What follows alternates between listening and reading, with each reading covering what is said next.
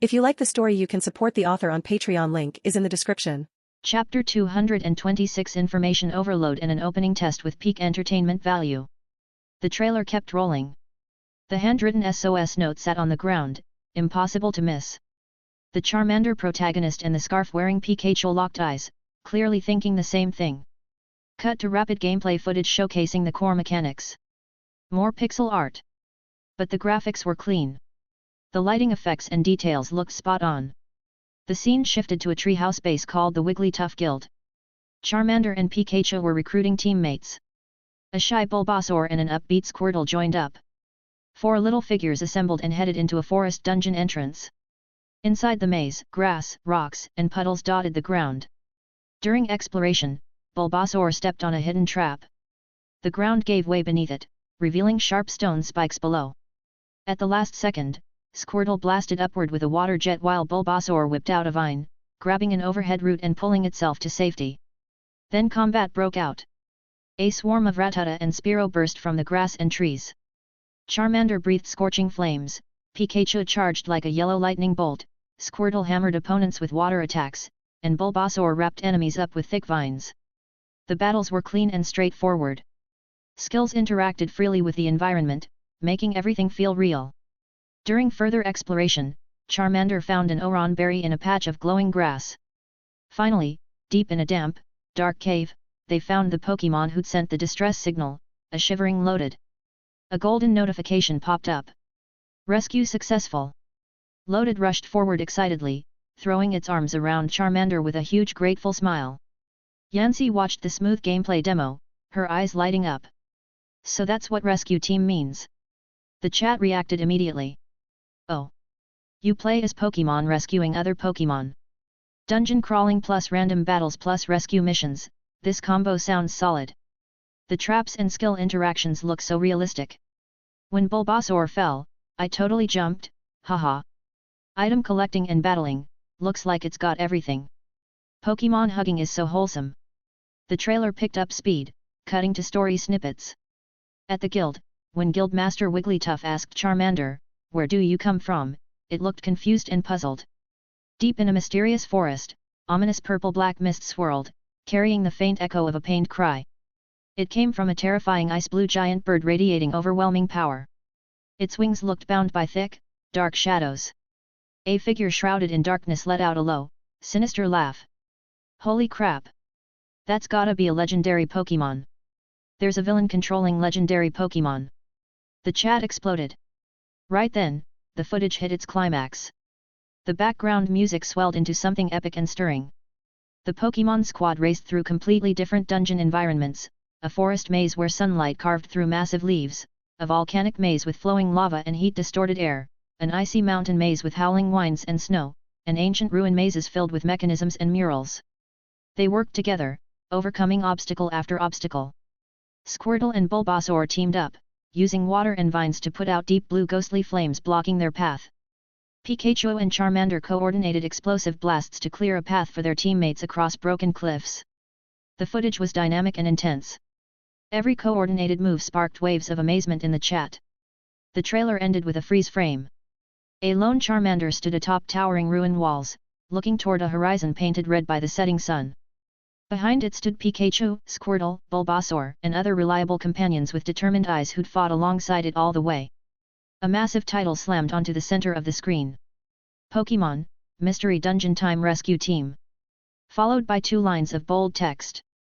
Completely free, no in-app purchases for all Pokémon fans. Finally, the screen faded to black. A new logo emitting soft starlight slowly appeared, Dream Journey. Below the logo was an elegant, stylized tagline. We don't create games, we're simply carriers of fantastical journeys. Further below, a small line read, crafted by the core team from the original Dream Factory. Throughout the entire trailer, the chat's reactions had been like a roller coaster, not just at the big moments. When they first saw the pixel graphics. Pixel art again? No way, dude. Didn't Dark Phantom have really good 3D graphics? Why go backwards to Emerald? When they saw all Pokémon with no human characters. All Pokémon, no humans. Wait, what? Then how do I catch Pokémon? How do I challenge gyms? This gameplay seems weird. Can it even be fun? But as the actual gameplay demo continued. Become a Pokémon. This actually looks kind of cool. We've never had a game like this before. Rescue team? Helping other Pokémon? This theme is fresh. And when that new Dream Journey logo and subtitle appeared, the chat absolutely lost it. Wait. That logo. Dream Journey. What does the subtitle say? Crafted by the core team from the original Dream Factory. Holy shit. Dream Factory's people joined Wind. They teamed up. Those two, working together. Wait, isn't Dream Factory all about milking money? Why would they work with Wind? And make a free game? Probably couldn't hang on, right? Dream Factory must be jealous seeing Wind Studio raking it in. Other chat messages were anxious about different things. Streamer, stop watching. Download the game and play. Yeah, Yancy, do a test run. I'm dying here. Right then, the trailer ended, and the camera cut back to Yancy. She looked shocked, too. That trailer was loaded with info. Free. Pixel art. Playing as Pokémon. A&D. The Dream Factory original team forming this, what is it, Dream Journey? She pointed at the frozen logo and subtitle on screen. She never expected to see the day when she'd play a free game made by Dream Factory. That was just too wild. Just then, she remembered she'd been so caught up watching that she hadn't responded to chat. Looking at the rapidly scrolling messages, she picked out some key ones. The free part really blew my mind. Just like Emerald, Wind is so bold. But I love it. Hee hee. She continued with a smile. As for the pixel art, yeah, I get what you're all thinking. Dark Phantom's 3D graphics were definitely great. But look at the dungeon scenes in the trailer. This top-down, grid-based exploration actually works really well with pixel art. Plus, their pixel graphics are still super polished and detailed, not lacking at all. See how those Pokémon move? They look alive, right? She pointed at the replay of the Pokémon's lively interactions in the trailer. No trainer, playing as a Pokémon, that setup is genuinely fresh. I've played some games with Pokémon as protagonists, but actually becoming a Pokémon to go on adventures and help other Pokémon, that perspective is so unique. It feels like the theme will be about bonds and helping each other, right? Her tone carried anticipation. Focusing on Dream Factory, about Dream Factory, wow, you guys are going at it. Even colluding showed up. I think everyone should hold off on jumping to conclusions. This isn't really Dream Factory anymore. That tagline at the end, we don't create games, we're simply carriers of fantastical journeys, and this new name Dream Journey. It feels like, the talented people from Dream Factory probably bailed and joined Wind Studio. Besides, this studio's previous 2 releases speak for themselves. Whether it's good or bad, we'll know after playing. And hey, it's free. She glanced at the download link in the corner of her stream, its counter skyrocketing. The chat responded. Yancy's right. True, if it's free, even if it sucks, I'll give it a shot. The pixel art actually looks pretty good, the more I watch. Becoming a Pokémon, kind of want to try it. Dream Journey. I'll wait and see. Hope they don't ruin a classic. Let's go. Downloading now. Yancy clapped her hands. Alright, whatever the case, the proof is in the pudding. I've already downloaded the game. Let's jump in. She launched the game icon on her desktop. After a brief loading screen, what appeared wasn't a straightforward character selection menu. In the center of the screen, a line of clear, slightly old-fashioned pixel text floated up. Welcome to the world of wonder, lost traveler. Before embarking on your journey, let us understand the essence of your heart. Then, one after another, questions began appearing. Each had 2 distinctly different options. 1. Which do you prefer? A. Running under clear blue skies. B. Contemplating during silent rainy nights. 2. When a friend is in trouble, you will A. Jump in to help without a second thought. B. Stay calm and analyze the situation to find the best solution. The questions kept coming, varied in style, covering different aspects. Yancy looked at these questions, a bit confused, then realized, so, this is some kind of personality test? What will this affect? Whatever, she said excitedly to chat. Come on, everyone, help me choose. Hearing that, the chat got lively. Choose A. Choose A. Be a hothead. B. Analysis is the way. Yancy's so reckless, she'll definitely pick all A's. No way, Yancy's clearly thoughtful. Pick B. Oh no, after this test finishes, will she even be allowed into the game? Haha, maybe. Maximum entertainment. Yancy read the questions aloud while interacting with chat and making her choices. First one, I like sunny days, but gaming on rainy days is also awesome. I'll pick A. Running is fun. Friend in trouble? No question. A. Let's go. Chat. Haha, streamer's definitely a hothead. Yancy looked at the third question. 3. Facing a powerful opponent, your first reaction is A. Blood pumping. Charge straight ahead. B. Assess the risk, find weaknesses or a way out. Powerful opponent? While I'd love to pick A, realistically I'd totally chicken out. B. Check the situation first. A real hothead? I'm not so sure. Next came the fourth question. 4. In a dungeon, you focus more on A. Getting to the goal quickly. B. Exploring every corner, not missing any secrets. Exploring a dungeon? Obviously B. Can't miss a single treasure chest. Classic streamer move, always has to clear the entire area before moving on. Then came the final question. This one seemed deeper. 5. If you had to choose, you'd rather become A. The flame that lights the way for others. B. The shield that protects others. Yancy scanned it, stroking her chin thoughtfully. Light the way or protect others? This is tough. I want to pick C, both light the way and protect. No? Can only pick one? Then A. Why do the streamer's choices feel so all over the place? Split personality.jpg. A few minutes later, all questions were finally answered.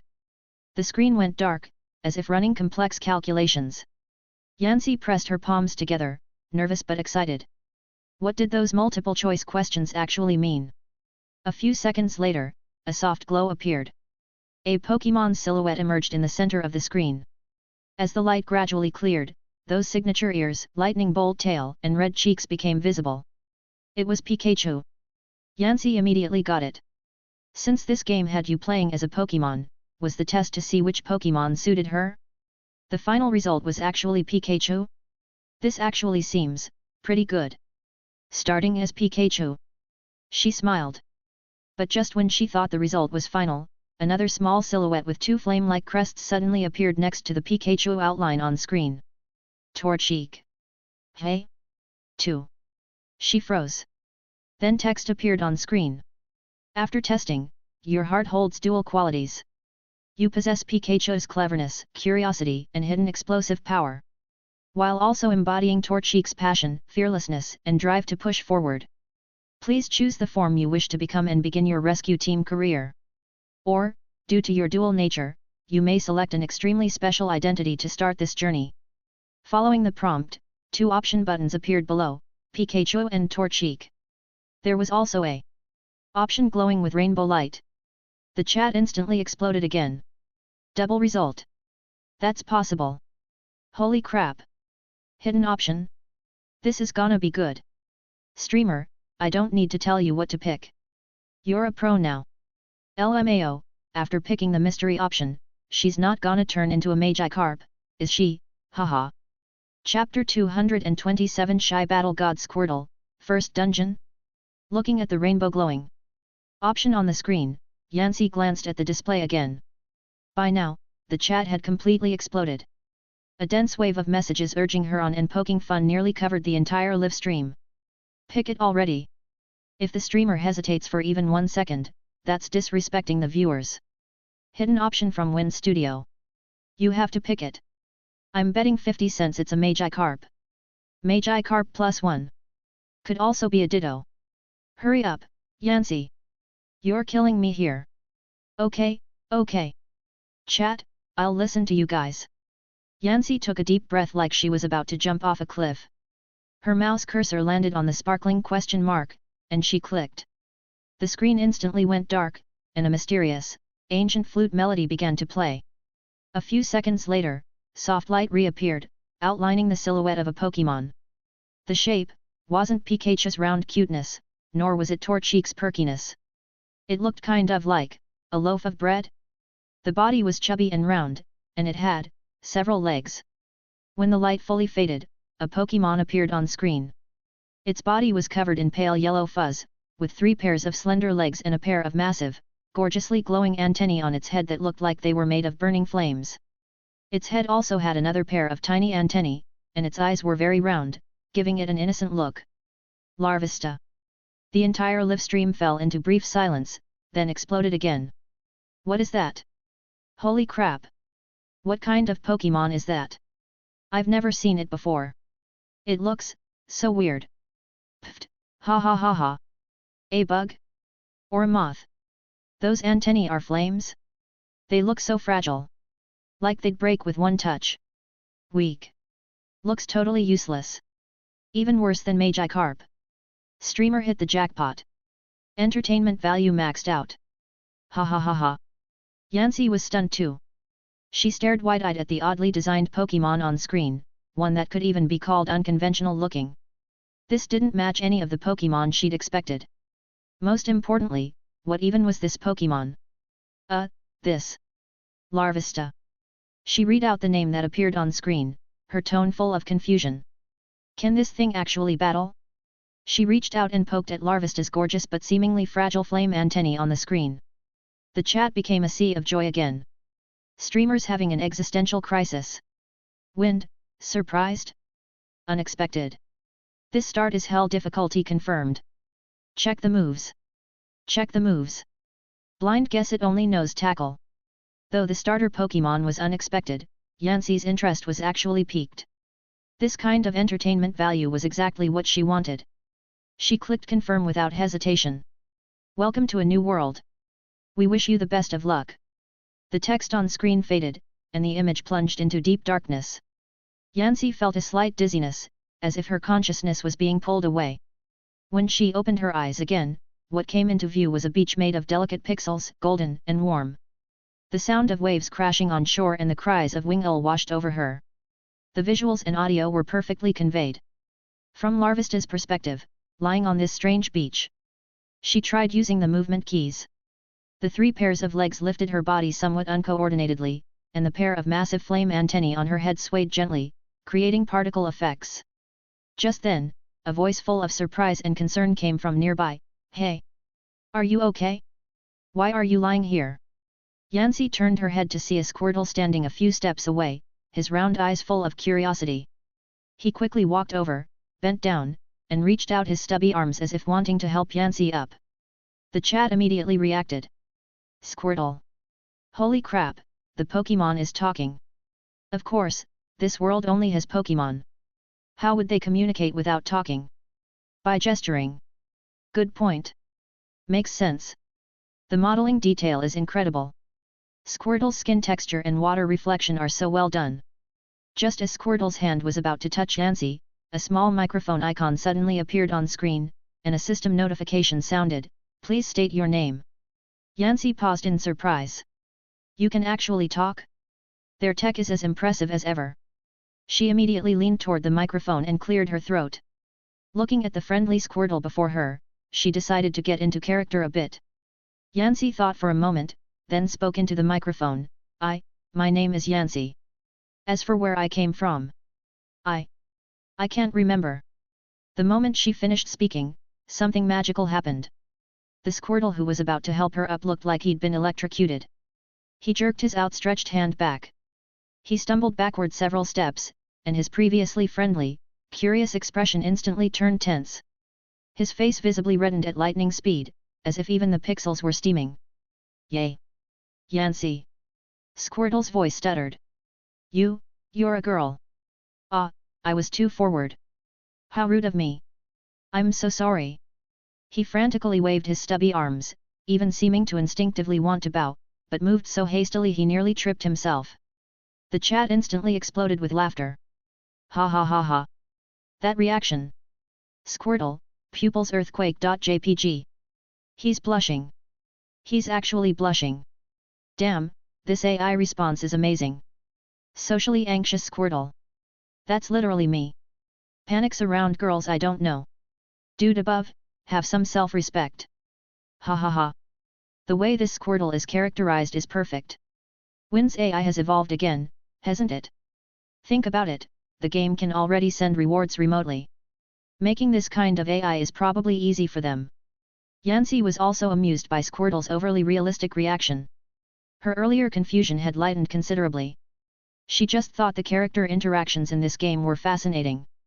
She controlled Larvesta to shake her head, or rather, shake her entire body. It's okay. Thanks for your concern. Only then did Squirtle calm down a little, but his face was still red, and he seemed too embarrassed to look directly at Yancy. He scratched his head, trying hard to find something to say. My name is Squirtle. My dream is to become a rescue team member as amazing as the pros at the Wigglytuff Guild. To help Pokémon in need. When he mentioned his dream, his eyes lit up, full of longing. Rescue team. Yancy repeated. Yet. Squirtle nodded vigorously. We take requests from everyone, enter dangerous dungeons, search for lost items, or rescue trapped Pokémon. Even though I'm still weak, I'll work hard. His tone was full of determination. At that moment, two options popped up on screen. Help Squirtle achieve his dream. Leave alone and find other partners. Was there even a choice? Yancy selected the first option without hesitation. Being able to team up with such an interesting character was really fun. Okay? That's great. Squirtle jumped for joy, but quickly realized something and tried to make himself look more composed. Thank you so much, Yancy. Then shall we? He instinctively tried to extend his hand to show he was on board, but halfway through, remembering she was a girl, his hand recoiled like he'd been shocked. He awkwardly rubbed his bare head. The chat was amused by this detail again. Ha ha ha, he pulled back again. This Squirtle hasn't talked to many girls, has he? Too realistic. So cute. I want to raise one. In this slightly awkward yet energetic atmosphere, something suddenly happened. Move. Move. Along with urgent shouts, a coughing emitting purple smoke and a Zubat flapping its wings came rushing past Yancy and Squirtle in a panic, stirring up wind. Right after, a panting Caterpie chased after them. Seeing Yancy and Squirtle, he looked like he'd grabbed a lifeline. Help, help me. Those two jerks ahead. They stole something really important from me. A really pretty stone. Squirtle immediately straightened up, his face serious. Don't worry. Leave it to us.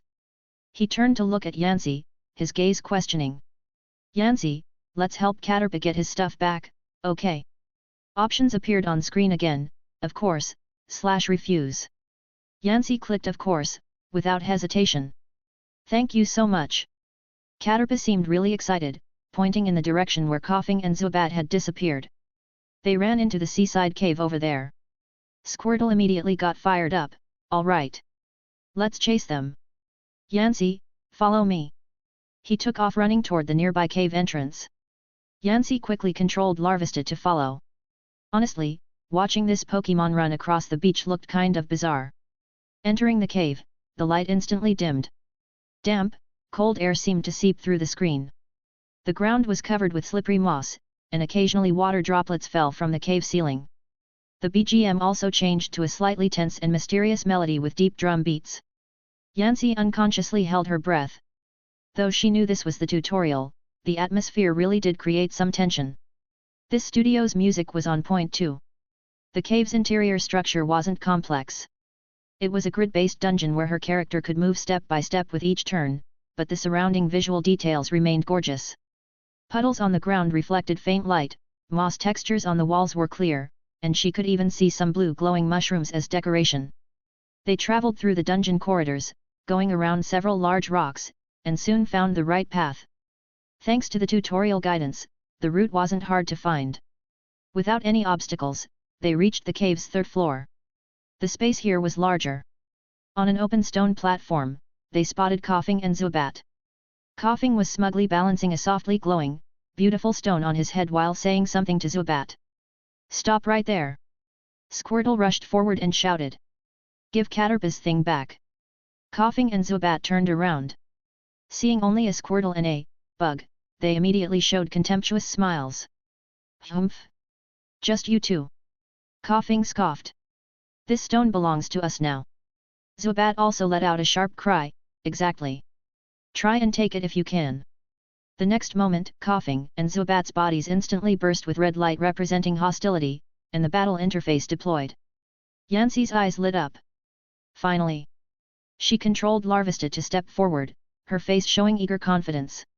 She looked confidently at the move selection bar on screen. Finally about to start the first battle? However, the next moment, she froze. Because in the move list, there was only one lonely icon, String Shot. String Shot? The confidence on Yancy's face instantly froze, turning into a giant question mark. She looked again in disbelief. Really, just one string shot? No way. Only no string shot. She blurted it out. The chat instantly erupted into a sea of ha-ha-has. Ha ha ha ha. I knew it. String shot. Of course it's a bug. Attack power, 0.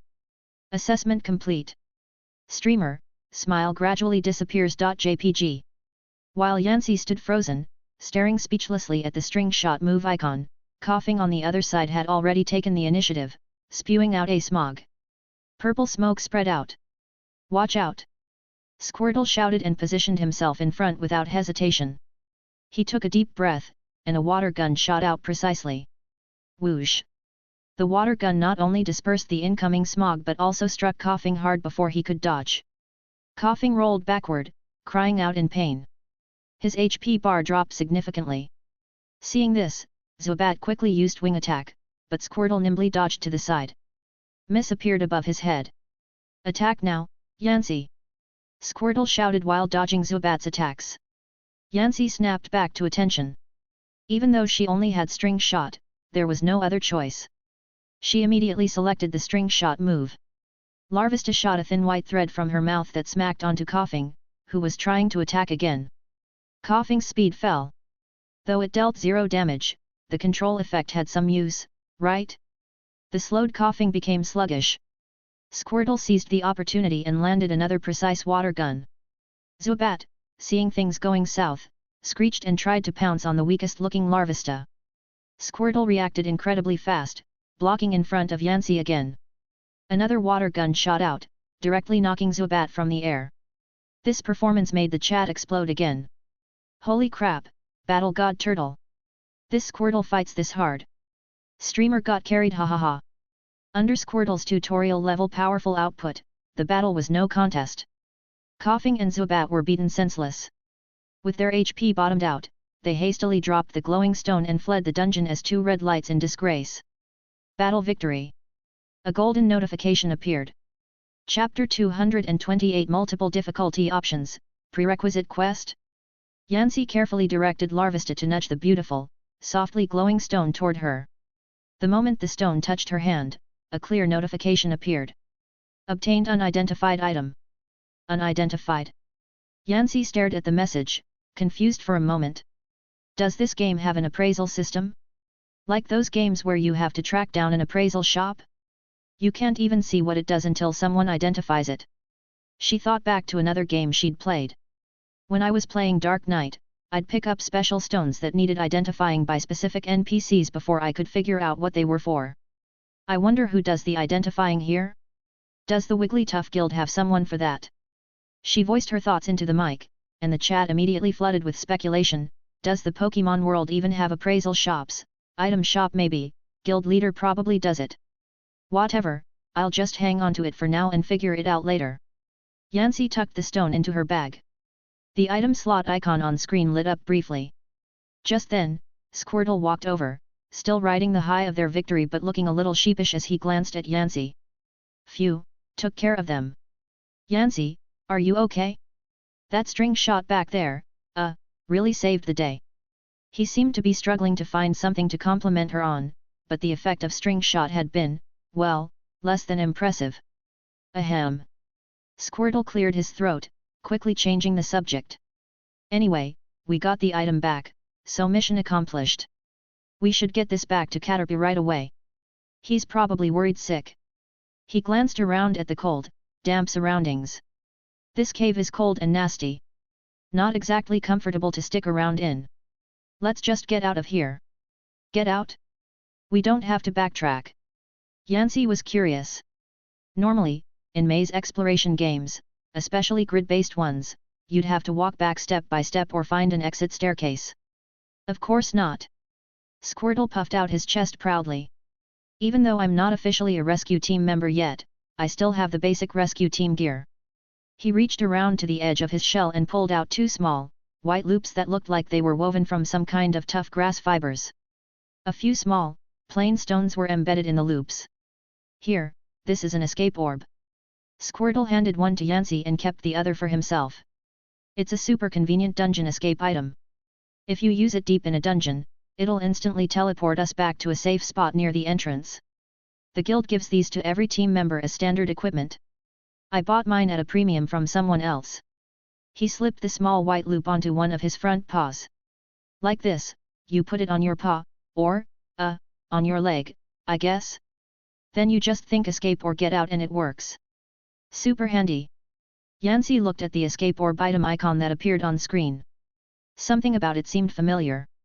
She immediately had Larvis to take the loop and chose to use it. Ready? Squirtle asked. Yep. Yancy made Larvis to nod. Alright. 3, 2, 1. Escape. Squirtle shouted. As the words left his mouth, both loops lit up with a soft white glow. The light quickly enveloped their bodies, and the cave scenery was instantly swallowed by white light. Space seemed to twist for a moment. The screen flashed. They were basking in sunlight again, back on the beach. Caterpie was still waiting anxiously at the entrance, his body twisting nervously. When he saw them appear out of thin air on the beach, especially when he saw the intact, glowing stone Yancy handed him, Caterpie's eyes instantly lit up. Thank you so much. Really? I can't thank you enough. Caterpie excitedly circled around them. I knew you could do it. Squirtle, you must be an amazing rescue team member. Squirtle looked embarrassed, scratching his head as his face turned red again. Well, actually, it was mostly. Before he could finish, Yancy had already spoken up, pressing the interaction button and answering clearly for Squirtle through the mic. Yep. That's right, he's absolutely an amazing rescue team member. The moment those words came out, Caterpie practically exploded with enthusiasm. I knew it. You're incredible. And Squirtle, after hearing Yancy's sudden response, froze completely. The next second, his entire face turned bright red, and steam started rising from the top of his head. He let out a short "ah." And then, in the blink of an eye, pulled his head, limbs, and tail completely into his blue shell. All that was left was a red-hot shell trembling slightly on the spot. It looked hot enough to fry an egg on. After a brief moment of silence, the chat absolutely lost it. Ha ha ha, he retreated into his shell. Instant shutdown. Squirtle, I can't handle this. Yancy is too good. One sentence and she broke him. That shell is red enough to cook breakfast on. Yancy looked at the blue shell in the center of the screen, trembling and curled up tight, then at Caterpie beside them looking absolutely starstruck. She couldn't help but laugh. These game NPCs were just too cute. She spoke into the mic, her voice full of amusement. Alright, Squirtle, don't be shy. Shouldn't we head to the Wigglytuff Guild now? After a long moment, the shell cautiously opened just a crack. Squirtle's bright red face peeked out slightly, and he spoke quietly, why yet? Yet. We should go. The Wigglytuff Guild is in the forest behind this beach. He seemed eager to escape this awkward situation and immediately turned to lead the way. Follow me. After saying goodbye to the endlessly grateful Caterpie, Yancy guided Larvista to follow Squirtle along the edge of the beach and into a vast forest. They hadn't gone far when a massive, thick ancient tree came into view. The tree had been cleverly converted into a treehouse, with layers of wooden platforms wrapped around the trunk. The roof was covered in thick moss and vines, and huge leaves formed a natural canopy. A prominent wooden sign hung at the treehouse entrance, featuring a smiling Wigglytuff head with Wigglytuff Guild written in large characters beside it. Stepping inside the guild, the sound of bustling activity immediately washed over them. The hall was spacious and bright, with sunlight filtering through gaps in the leaves to cast dappled patterns on the floor. Many Pokémon of various shapes moved busily about, a Machoke hauling large bundles, Imalga flying through the air delivering documents, a Skitty carefully registering information at the counter.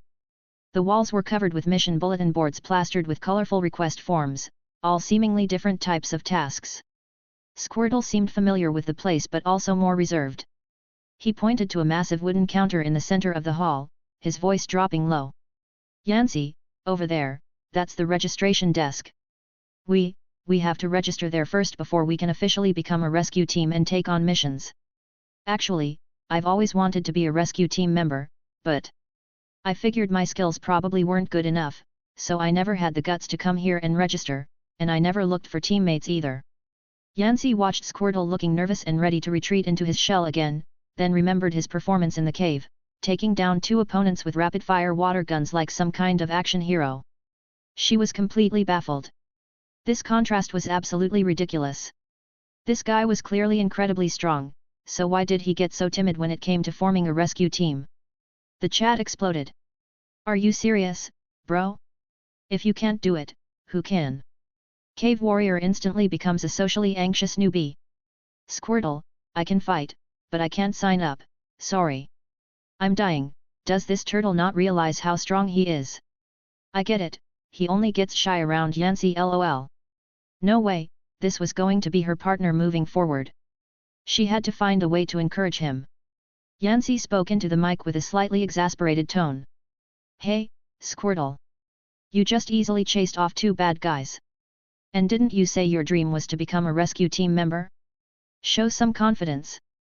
Squirtle's face turned red again, but this time he didn't retreat into his shell. His gaze just shifted away as he muttered quietly, "But I feel like I'm not good enough yet. The veterans at the Wigglytuff Guild are also incredible. I'm scared." He lowered his head, scratching at the floor with his claws. Yancy watched him and felt both annoyed and amused. How could someone be both strong and timid at the same time? Oh wait, more accurately, a turtle. She made Larvesta gently tap Squirtle with an antenna. "Don't be scared. Come on, your dream is right in front of you. Besides, we're partners, aren't we? I'm here with you." Maybe the word partners gave Squirtle a bit of courage. He finally looked up, took a deep breath, as if making a life-changing decision. "Oh okay. Let's go register." The two approached the massive wooden counter. Behind it, an elderly Gums who's wearing round-framed glasses looked up, adjusted his spectacles, and spoke in a calm, flat tone. "New recruits? Here to register a rescue team?" "Why yes." Squirtle mustered his courage to answer, though his voice still trembled slightly. Gums who's glanced at them, his gaze lingering on Larvesta for an extra second, seemingly trying to identify the uncommon species, then nodded. "Understood. According to regulations, newly formed teams must complete an initial mission to prove you have the basic qualifications and abilities to become rescue team members. This is guild policy." He turned and tore a grey request form from a board behind him covered in various low-level tasks, placing it on the counter. Obtained 1-star commission task. Mission content: travel to the outskirts of the 1-star dungeon Silken Forest and retrieve a silver root grass. Silver root grass is characterized by silver-colored roots and slender leaves. It usually grows near damp tree roots. The mission location and sample image are on the back of the request form. Gums who spoke quickly. Just as Yancy took the grey request form, a clear selection box popped up in the center of the screen. Please select your adventure difficulty. Nightmare, locked, unlocked after clearing hard difficulty, a true challenger's choice, every step could be your last. Choose with caution. Hard, extremely high difficulty, scarce resources, requires exceptional strategic and combat skills. Not recommended. Expert, higher adventure difficulty, suitable for players familiar with dungeon exploration and combat. Normal, balanced difficulty, suitable for most players to experience the story. Casual, relaxed and enjoyable adventure with significantly reduced combat pressure. Story, designed for experiencing the narrative and learning gameplay, virtually no risk of failure. This time there were so many different difficulty options to choose from. But looking at the difficulty selection, Yancy barely hesitated. Her cursor moved straight to expert. She thought back to the easy battle in the starter cave and Squirtle's combat prowess. Expert difficulty shouldn't be too bad, right? After all, it wasn't the highest setting. As she made her selection, the chat immediately came alive. Expert? Streamer, are you serious? I wouldn't dare pick normal, and you're going expert? The emerald thing is still fresh in my mind, haha. I feel like the streamer can't handle expert difficulty. Just go story mode. Enjoy the plot, isn't that better? Yancy's at it again. Classic stubborn streak. Can't wait to see the streamer get wrecked. Yancy glanced at the chat and smirked confidently. Ha! You guys really underestimate me. That cave just now was so easy. Squirtle was a beast. This clearly isn't some hardcore game, it's different from Emerald. Expert difficulty? Piece of cake. Watch me breeze through it. Without hesitation, she clicked expert difficulty. A system notification popped up, difficulty locked, expert. Please note, once difficulty is selected, it cannot be changed. Alright. Destination, Silken Forest. Let's go. Yancy was fired up. The next part of the story showed Gums who's handing them a simple map. Then, led by Squirtle, they left the bustling guild hall and ventured deeper into the forest. Soon, the screen went black, and a notification appeared. Entered dungeon. Silken Forest, LV1. F1. Weather, none. Special conditions, none. As the screen returned, Yancy found herself in a forest. The surroundings were eerily quiet, with only occasional insect chirps and the rustling of leaves. The ground was no longer beach or ordinary forest path but covered in massive, intertwined tree roots and ever-present white threads shimmering with a faint silver glow. These white threads wrapped around tree trunks, bushes, and the ground, forming webs that made the entire environment feel complex and tinged with an underlying danger. Clearly, this was Silken Forest. Yancy, listen, Squirtle's voice dropped significantly, carrying a note of seriousness. We need to be careful from here on. For us rescue teams, the most dangerous thing in these dungeons, is actually the Pokémon. He looked around warily before continuing. They're different from us. These guys can't communicate, they seem to have lost their sense of self and will just attack anything. Chapter 229 Yancy's First Battle, Environmental Interaction. When she first learned that this world only had Pokémon, it struck her as odd. If this world only had Pokémon, then why did they need rescuing? And why did they need to enter dungeons? If it was just because of bad guys like Coughing and Zubat from earlier, that explanation felt pretty weak. These questions hadn't been answered yet, but now things were starting to click into place. The Pokémon inside the dungeons had been affected by something and had become different from normal Pokémon. That was actually a really interesting twist. And all these mysteries would probably get explained in the game's story later, right? Yancy couldn't help feeling curious about how the plot would handle this part of the world building. Just then, the bushes beside them suddenly rustled violently. Swish swish. Two Pokémon burst out, blocking their path. One had a body covered in yellow to reddish-brown armor, a sharp horn on its head, and fierce eyes. It was a Weedle. The other was entirely red with sharp twin stingers and compound eyes, its tail raised high. It was a Wurmple. They radiated an obvious hostile red glow, clearly treating the group as intruders. As these two Pokémon appeared, Yancy immediately focused on their condition. Sure enough, just like Squirtle had said, these two Pokémon looked completely different from Zubat and Coughing from earlier. At least those two had been able to talk, but these two had blank expressions, their eyes filled with crimson.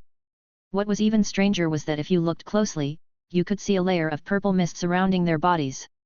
Though it was very faint, the detailed pixel graphics made it easy to spot. Seeing this, Yancy understood right away. This basically confirmed her theory. This world really did have tons of these corrupted Pokémon. And it was because of them that Pokémon entering dungeons needed to be rescued. But why would Pokémon go into these so-called dungeons in the first place? Before Yancy could think about it more, in the game, the battle interface instantly appeared. Encounter Battle, Weedle LV3/Wurmple LV3. At the same time, a prompt box popped up at the bottom of the screen. Please select Battle Command Mode. Command Protagonist only, teammates managed by AI. Full command, complete control of protagonist and all teammates' actions. Oh? I can command teammates too. Yancy's eyes lit up.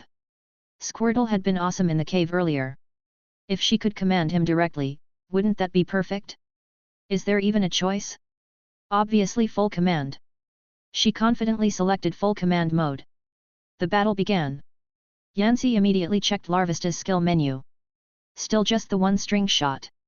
Without hesitation, she had Larvista use string shot on the more threatening-looking Weedle. A white thread shot out precisely, sticking to Weedle's body. Weedle's speed fell. Squirtle. Use water gun on Wurmple. Yancy immediately issued another command. However, after the command was given, Squirtle hesitated for half a second before finally firing off water gun.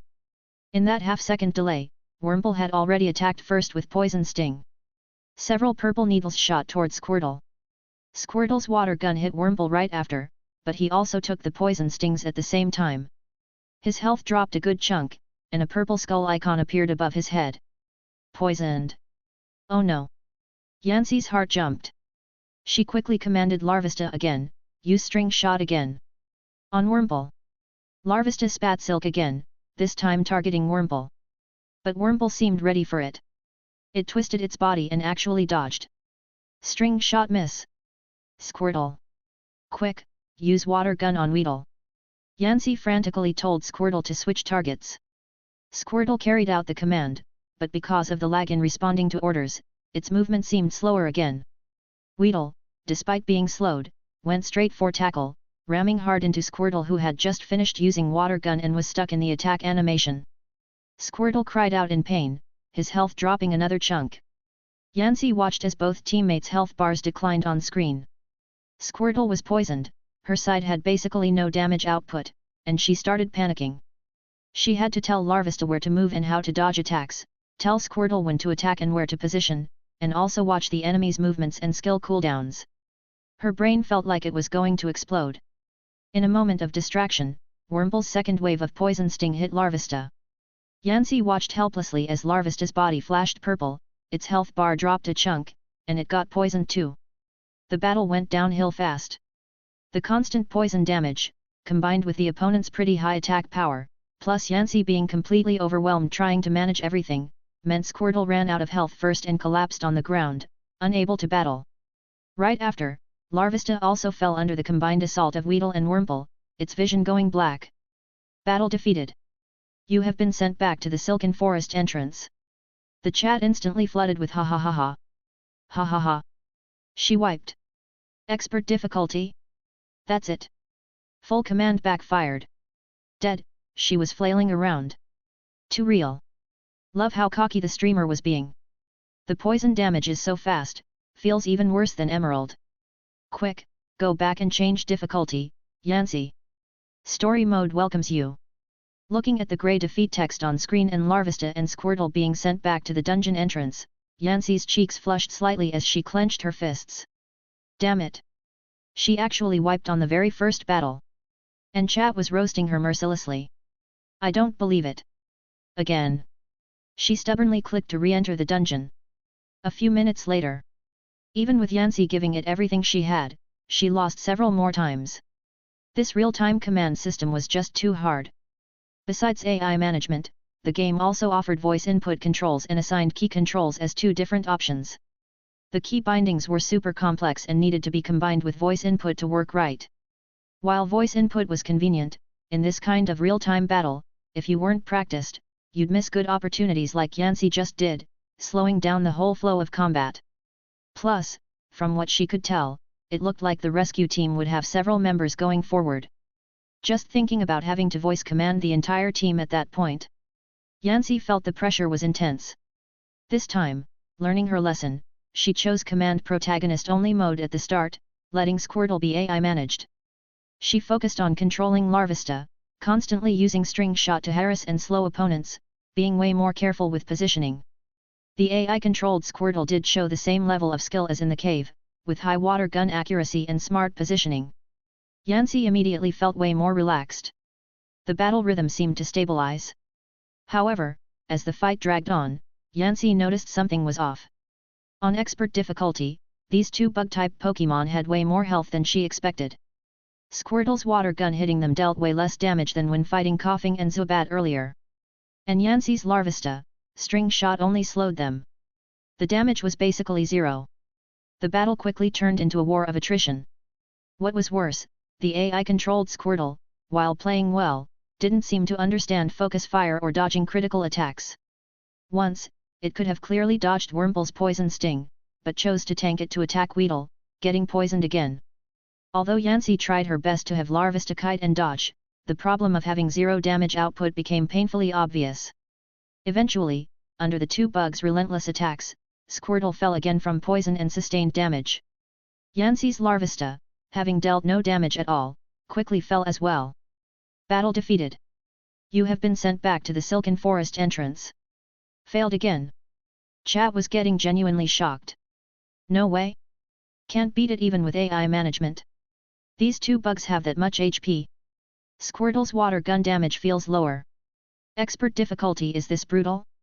Can't even get past the tutorial. Stats are crushing her, right? Streamer, change difficulty quick. Love what someone said in chat earlier, story mode is for newborn babies. 2 failures in a row made Yancey frown too. She wasn't against changing difficulty like chat was suggesting. But changing difficulty now would be way too embarrassing, wouldn't it? Since the game had this difficulty setting and put it here for players to choose, there had to be a way to beat it. It couldn't be impossible. She suddenly remembered the exciting battle scenes from the game's trailer. Charmander and Pikachu using an explosion's shockwave to leap across a chasm, Squirtle and Bulbasaur using water and vines to put out ghostly flames. Those weren't just simple skill exchanges, but interactions with the environment and teammate abilities. Freedom. This combat system had tons of freedom. Yancey's eyes lit up. She thought she understood now. She immediately chose to enter the dungeon again, heading straight for where she'd wiped before. The battle triggered again. Weedle and Wurmple charged ferociously. This time, Yancey didn't rush to issue any attack commands. She quickly found the button in the corner of the battle interface that she'd been ignoring, an hourglass icon with battlefield observation, 5 seconds, marked beside it. I was wondering what pausing for 5 seconds could do. I get it now. Yancey suddenly understood. She immediately pressed the button. The entire battle screen was instantly covered by a pale yellow glow, as if time had been briefly frozen. Only Yancey's viewpoint could freely move and observe.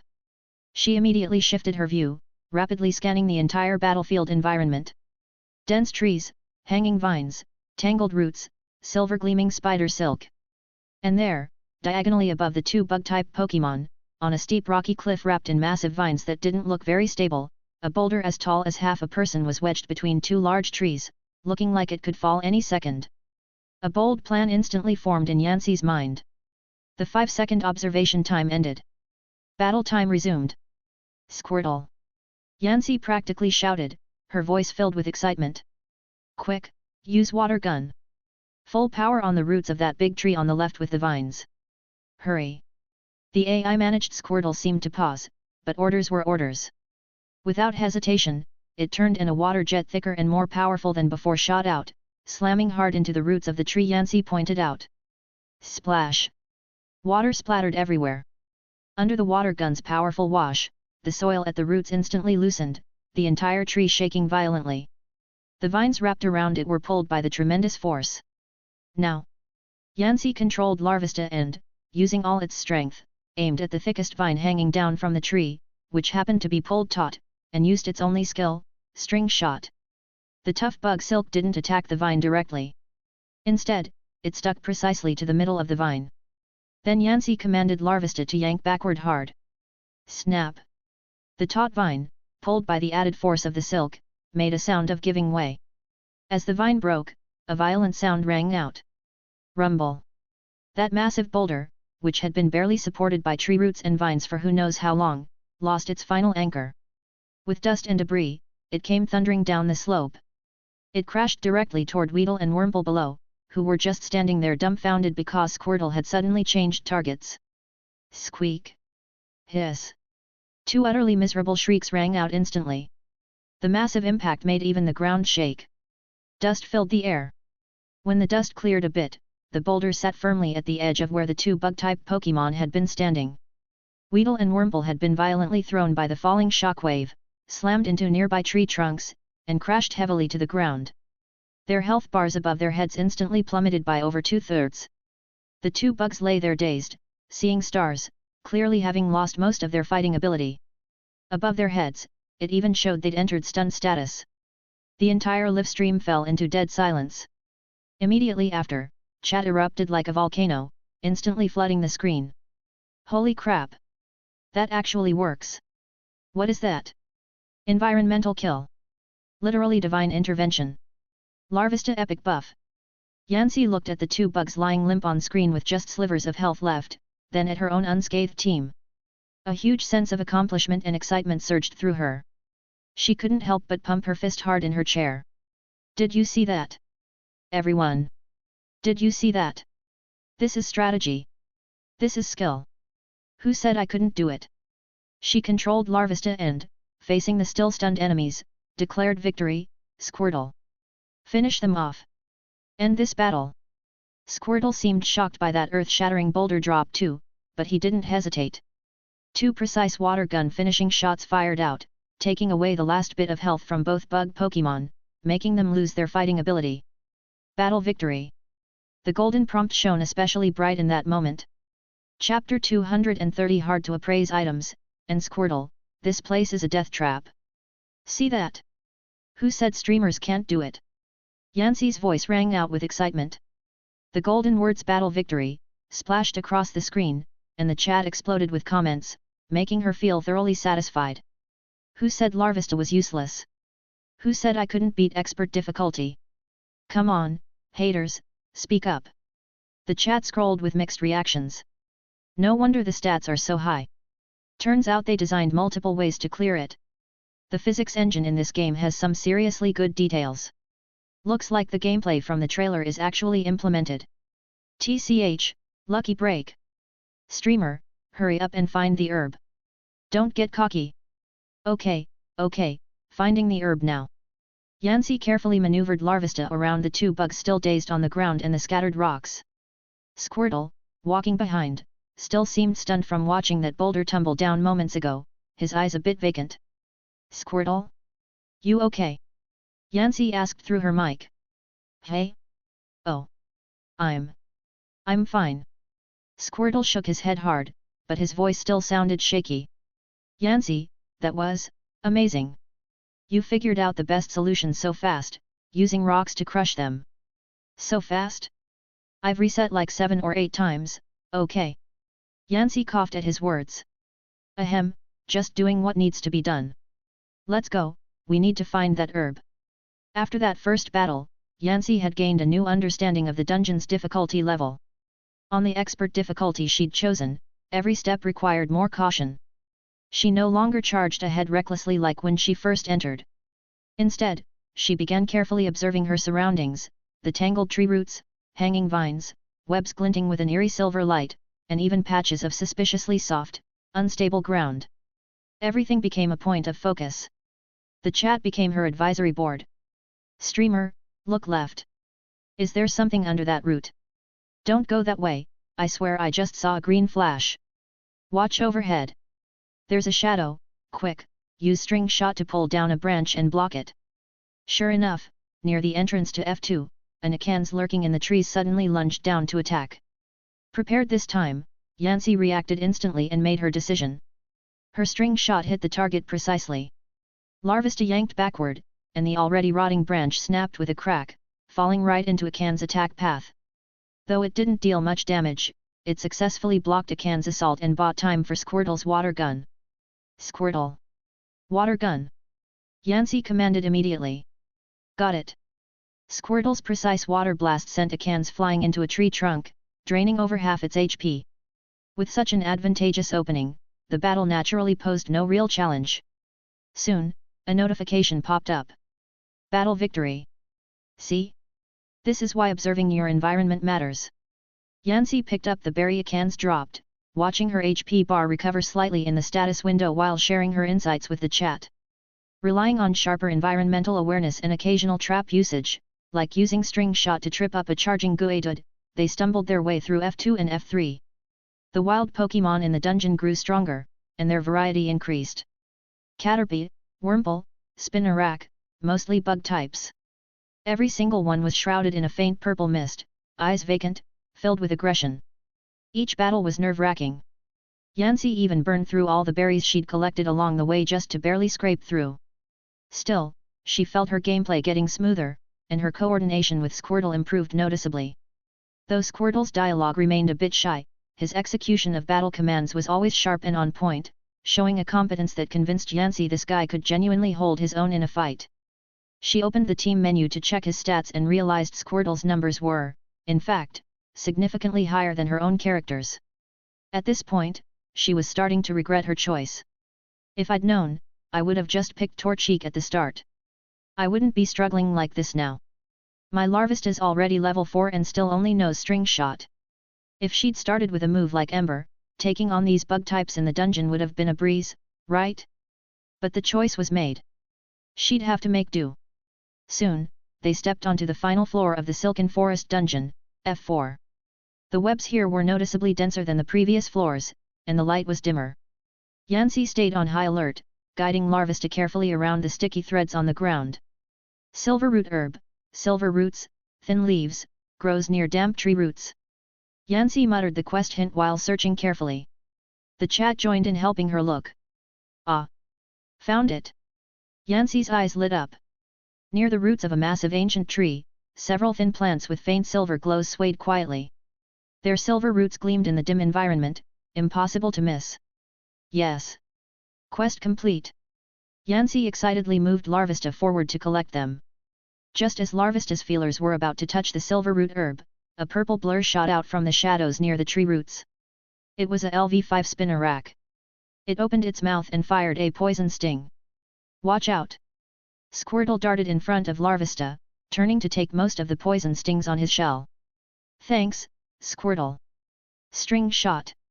Wrap it up! Yancy commanded immediately. Larvista's String Shot came through again. Though Spinarak dodged part of it, the attack still successfully lowered its speed. Squirtle's water gun followed up. While the damage wasn't enormous due to the level and type disadvantages, combined with Yancy constantly using String Shot to harass and limit its movement, they eventually defeated the Guardian Pokémon. By now, they'd both reached level 4, so the fight wasn't as brutal as it had been at the start. As the battle ended, Yancy walked up and pressed the interact button on the herb. Obtained silver root herb. Obtained unidentified item. Hey? Found another unidentified thing. Yancy looked at the small stone emitting an eerie purple glow that appeared in her bag. And this one's different from that white glowing stone the Caterpie dropped earlier. This looks kind of sketchy. The purple light immediately reminded her of the purple mist on the dungeon Pokémon. The chat erupted in discussion. Yeah, definitely doesn't look like anything good. Just looking at it feels off. That color. Could it be related to the mist on those Pokémon? Are they dropping lore this early? Whatever, let's just turn in the quest. Yancy didn't dwell on it. She'd have to get it appraised eventually to find out. This time, since they were already on the top floor, they didn't need the escape item to leave the cave. She quickly found the stairs leading to the exit in a corner. The pair left the dungeon smoothly and returned to the familiar forest edge. After a brief transition scene. Back in the lively Wigglytuff Guild Hall, Squirtle seemed to revert to his earlier timid state, following carefully behind Yancy's Larvista with his head down, as if afraid of being noticed. Yancy headed straight for the registration desk manned by Inspector Gumshoos. Sir, we're back. Here's the silver root herb. Yancy selected the option to turn in the quest. Inspector Gumshoos took the silver glowing plant, examined it closely, then looked up at Yancy and Squirtle. Especially at Squirtle's attempt to practically curl into himself. Gumshoos frowned in displeasure. He pushed up his round glasses, his tone as flat as ever. Quest complete. Though it's just a basic gathering mission, successfully retrieving it without team support proves you both possess the fundamental qualities needed to be rescue team members. He pulled out 2 small green badges engraved with Wigglytuff's smiling face and handed them to Larvista and Squirtle, respectively. From now on, you are certified members of the Green Leaf Rescue Team under the Wigglytuff Guild. A system notification popped up at that moment. Title obtained, Green Leaf Rescue Team. Became official rescue team members. Unlocked guild facility access. Squirtle took the green badge, his paws trembling slightly. His face flushed red again as he murmured, almost to himself, I really, became a rescue team member. Watching his emotional reaction, Yancy felt unexpectedly moved. Of course, Squirtle. And this is just the beginning. We're going to become the best rescue team. Alright, save the celebrating for later. Inspector Gumshoes interrupted the moment, tapping a newly lit section of the counter. This is the main quest board for all official members. You can now take missions from here, starting with the most basic 1-star rank. Remember to know your limits. He paused, then added, also, if you have any items that need appraising, the appraisal shop is over there in the corner. He pointed with his paw. The chat immediately updated.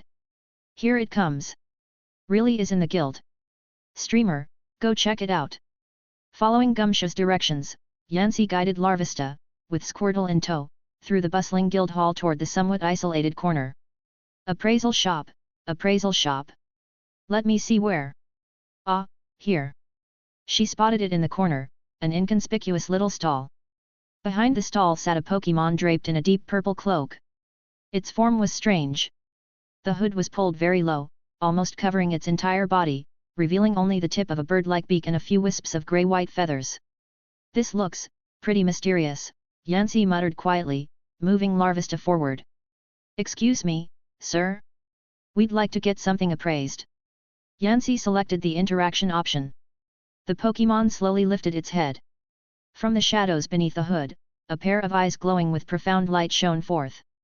Its voice was low and raspy, carrying a peculiar cadence. Oh! New green leaves, bringing echoes from deep within the forest. Both Yancy and Squirtle froze at this opening.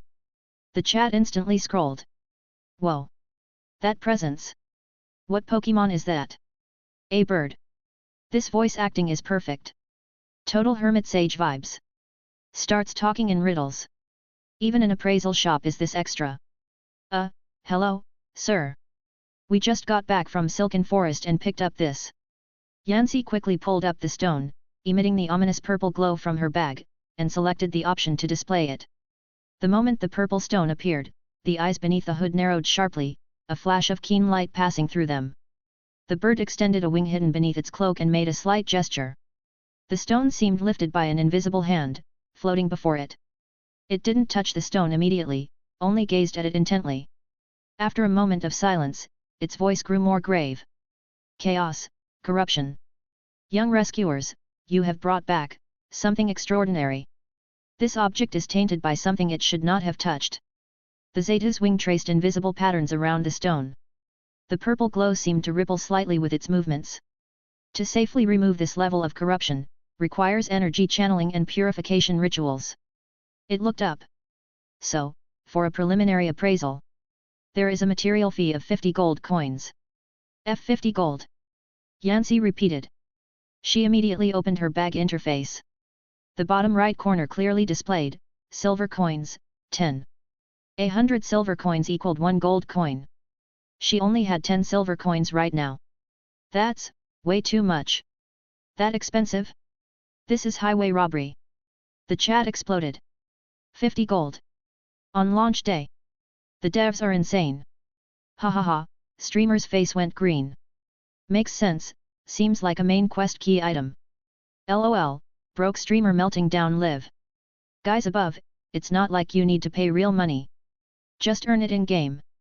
Squirtle also leaned over to look at the stone emitting its ominous aura, then softly consoled, It's okay. We can just take more quests.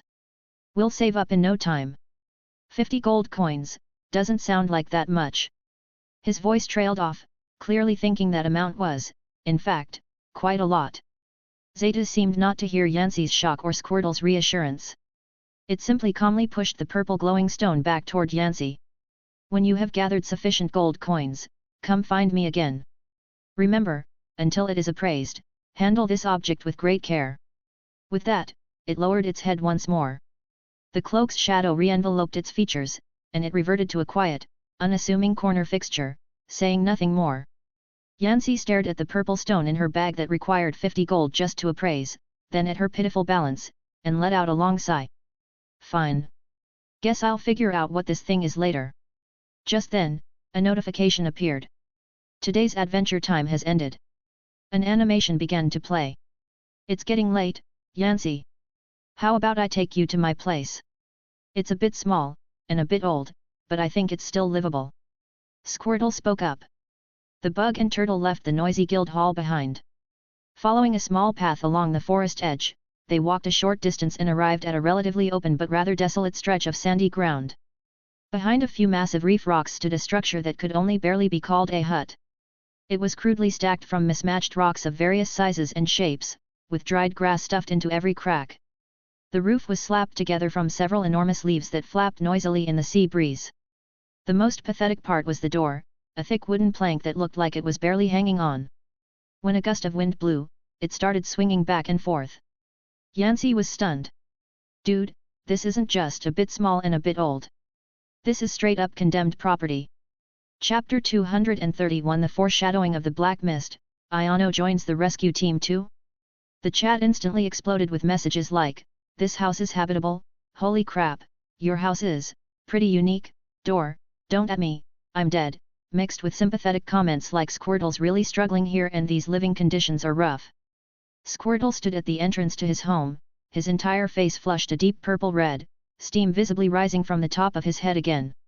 He scratched the back of his head awkwardly, stammering, the door, it was fine yesterday, maybe the sea wind was too strong. I'll fix it right now. Won't take long. With that, he rushed forward, trying to prop up the sagging wooden door. Watching the dilapidated shack and the practically steaming Squirtle on screen, Yancy felt a pang of sympathy. This guy's so strong, but his living conditions are terrible. No way. Since I'm already here, I've got to help him live better.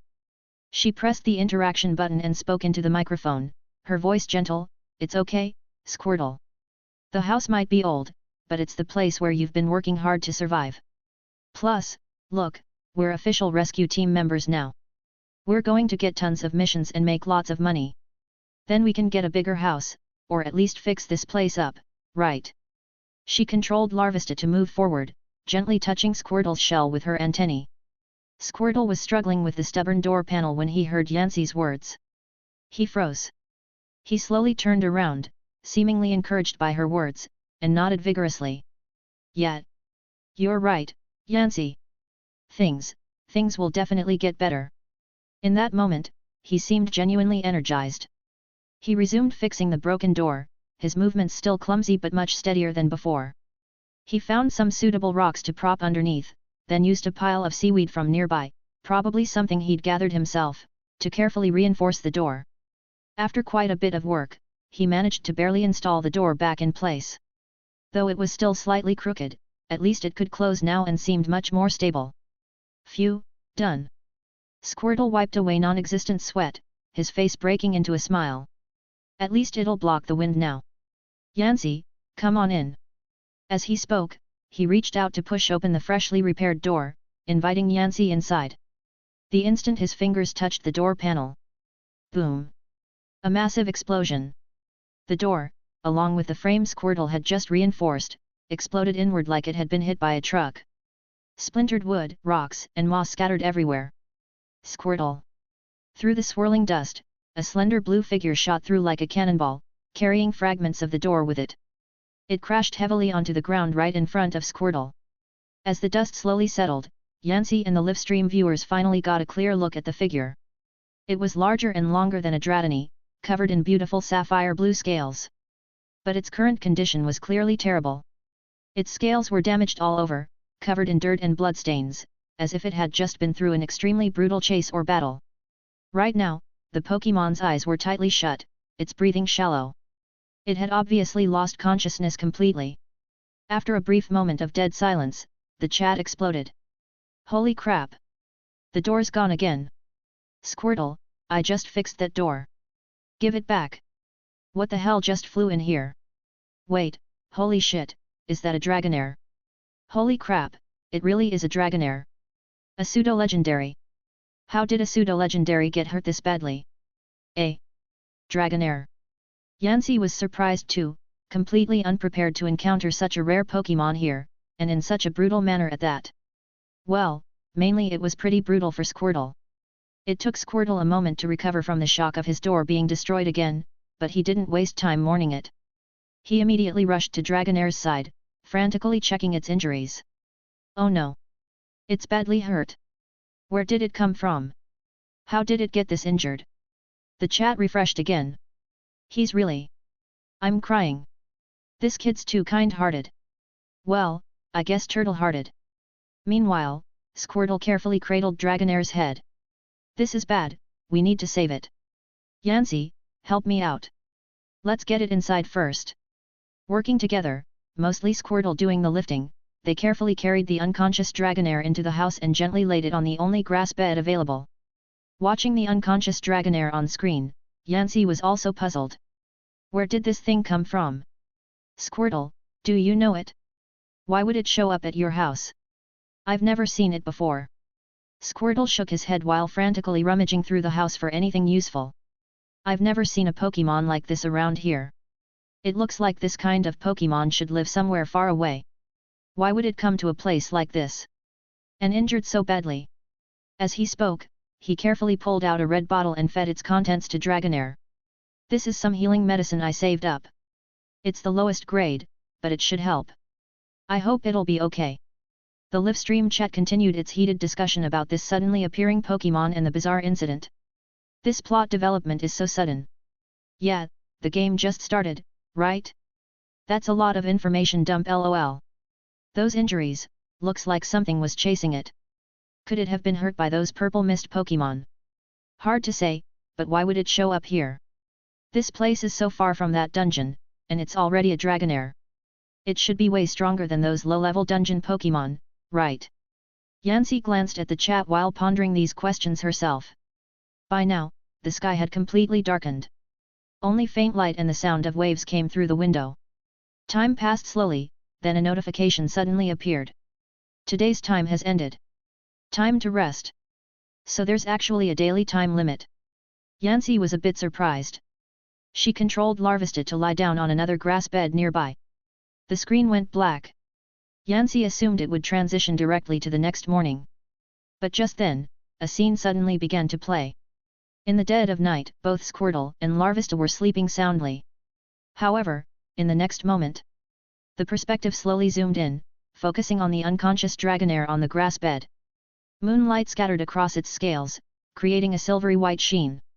Suddenly, the unconscious Dragonair's body twitched ever so slightly. Then, an extremely thin black-purple mist quietly emanated from its deepest wound. The mist was very faint, barely visible in the dim light. It flickered briefly, then completely disappeared as if it had never existed. But clearly, both the viewers and Yancy had seen it. Yancy froze. What was that? That color, though different from the purple mist on the dungeon Pokémon, it was eerily similar. After a brief split-second delay, the chat began refreshing. Holy crap! Black mist! I saw it! It disappeared in a flash. It's infected too.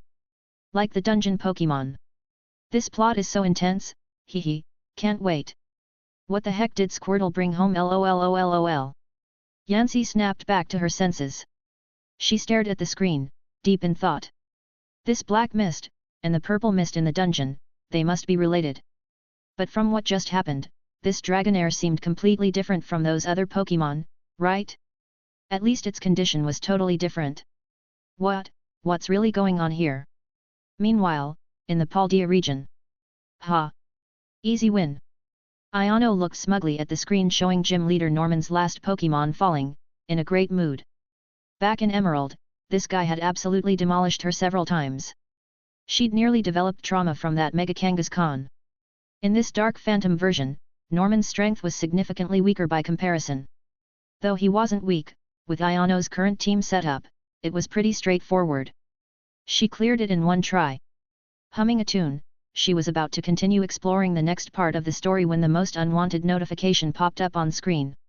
Notification: congratulations on successfully challenging Petalburg Gym. Your current main storyline progress has reached the latest version content. Subsequent updates are in development, stay tuned. Hey! It's over again. The smile on Ayano's face instantly vanished. That's the latest content? I've barely been playing. I already caught up. She pouted at the camera. Everything about Dark Phantom is great, except the updates are too slow. I've already caught up. The chat expressed sympathy. Feel bad for the streamer. Win Studio doesn't have enough production capacity. The game's fun, just not enough content. Of course, they're making 3 games at once with all 3 being high quality. Could you do it? Actually it's because the game's so fun players binge it all day, it's not really slow updates lol. Ayano slumped dejectedly, chin in hand. The content ran out so fast, so boring, maybe. She thought for a moment. Go back and play Emerald? Sure, it's brutal, but they've updated tons of content there, right? Haven't checked in ages. Thinking about Emerald's terrifying difficulty and endless surprises, she hesitated again. Should I really go back? While deliberating, she opened Emerald's login screen and casually clicked on the built-in game progress rankings. She'd always been in the top 5 before, never dropped out. Though she hadn't played for a few days, she should at least still be in the top 20, right? When the rankings refreshed, Ayano's jaw dropped. Looking at her ranking, her voice shot up an octave. I only took 2 days. Just 2 days off from Emerald. How did my ranking drop to 128th? Are these people monsters? Don't they sleep? Looking at the familiar yet foreign IDs at the top of the rankings and their absurdly high progress point values, Ayano felt utterly defeated. Forget it, can't keep up, can't keep up. I'll just stay in Dark Phantom and take it easy. She instantly dismissed the idea of going back to get demolished, collapsing completely into her chair. By now, tons of champions and Elite Four members were probably playing Emerald, but she really hadn't expected their progress to be this insane. Just as she was listlessly browsing the Dark Phantom forums, the chat army kicked into gear. Streamer, I know you're stressed, but don't panic. Win Studio released a new game. Go play Pokémon Mystery Dungeon, Explorers of Time. Yeah. New release. Free. You're bored anyway, might as well check it out. That streamer Yancy is playing it live right now. Super interesting. Go draw your Pokémon. See what you get. Ayano immediately sat up straight, eyes lighting up. Win Studio released a new game? And it's free? Mystery Dungeon. She immediately searched on the streaming platform and sure enough, found a female streamer named Yancy broadcasting the game. This art style, looks like pixel art again? Action-based. She quickly scanned Yancy's stream and the game description. Ayano's spirits lifted instantly. Alright. Since you all recommended it, I've got to try it. Perfect timing since I'm out of Dark Phantom content anyway. Let me see what new tricks Kairos has cooked up this time. She immediately closed the rankings and excitedly started downloading the new game. The download was fast, and the game launched. Just like Yancy's experience, Ayano was first greeted not with character selection, but with a series of philosophical multiple-choice questions. Welcome to this mysterious world, lost traveler. Before embarking on your journey, let us understand the essence of your heart. 1. Which do you prefer? A. Running under clear blue skies. B. Contemplating in the silence of a rainy night. Running. Ayano barely hesitated, instantly picking A. Running around is what makes me happy. 2. When a friend encounters difficulty, you will A. Immediately lend a hand without hesitation. B. Calmly analyze first, find the best solution. Do you even need to ask? A. Just rush in and help. Ayano answered decisively. After a series of questions, Ayano quickly made her choice on the final one. Light the way for others.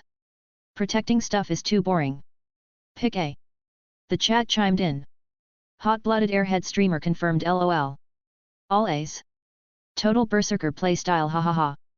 I feel like Ayano's gonna become a Charmander. But streamer's an electric-type gym leader, shouldn't she turn into Pikachu? Finally finishing all the questions, the screen went dark. Ayano leaned back in her chair with anticipation and curiosity. Let's see which Pokémon it thinks I should be. Charmander? Or maybe Pikachu?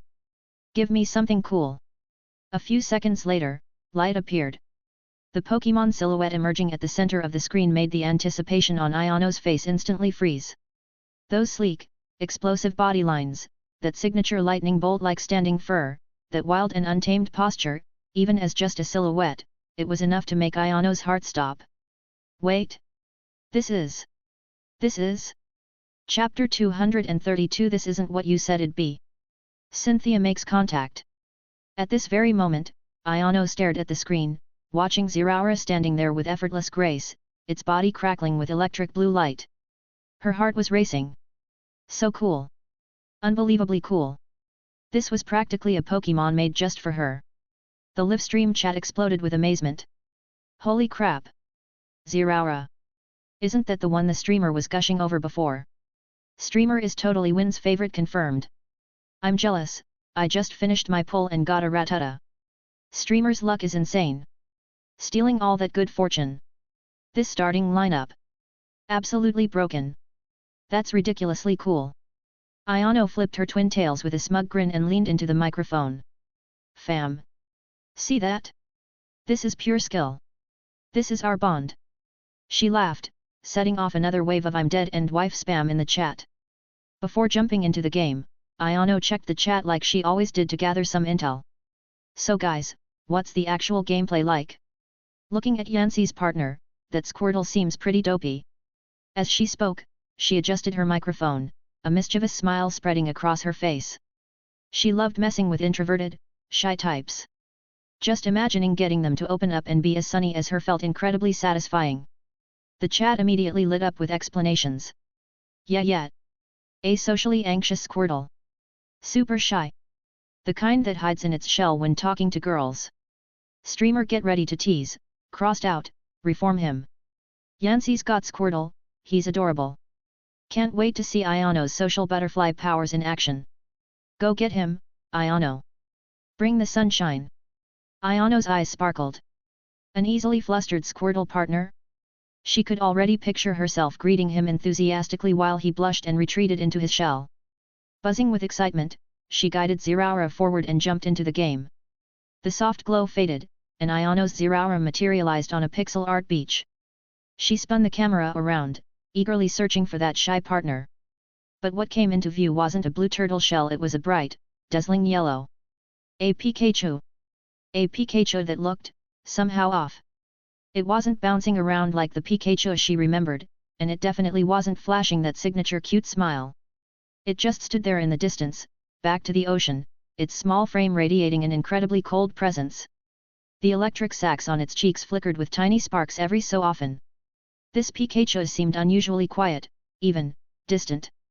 Iono froze. What's going on? Wasn't it supposed to be a Squirtle?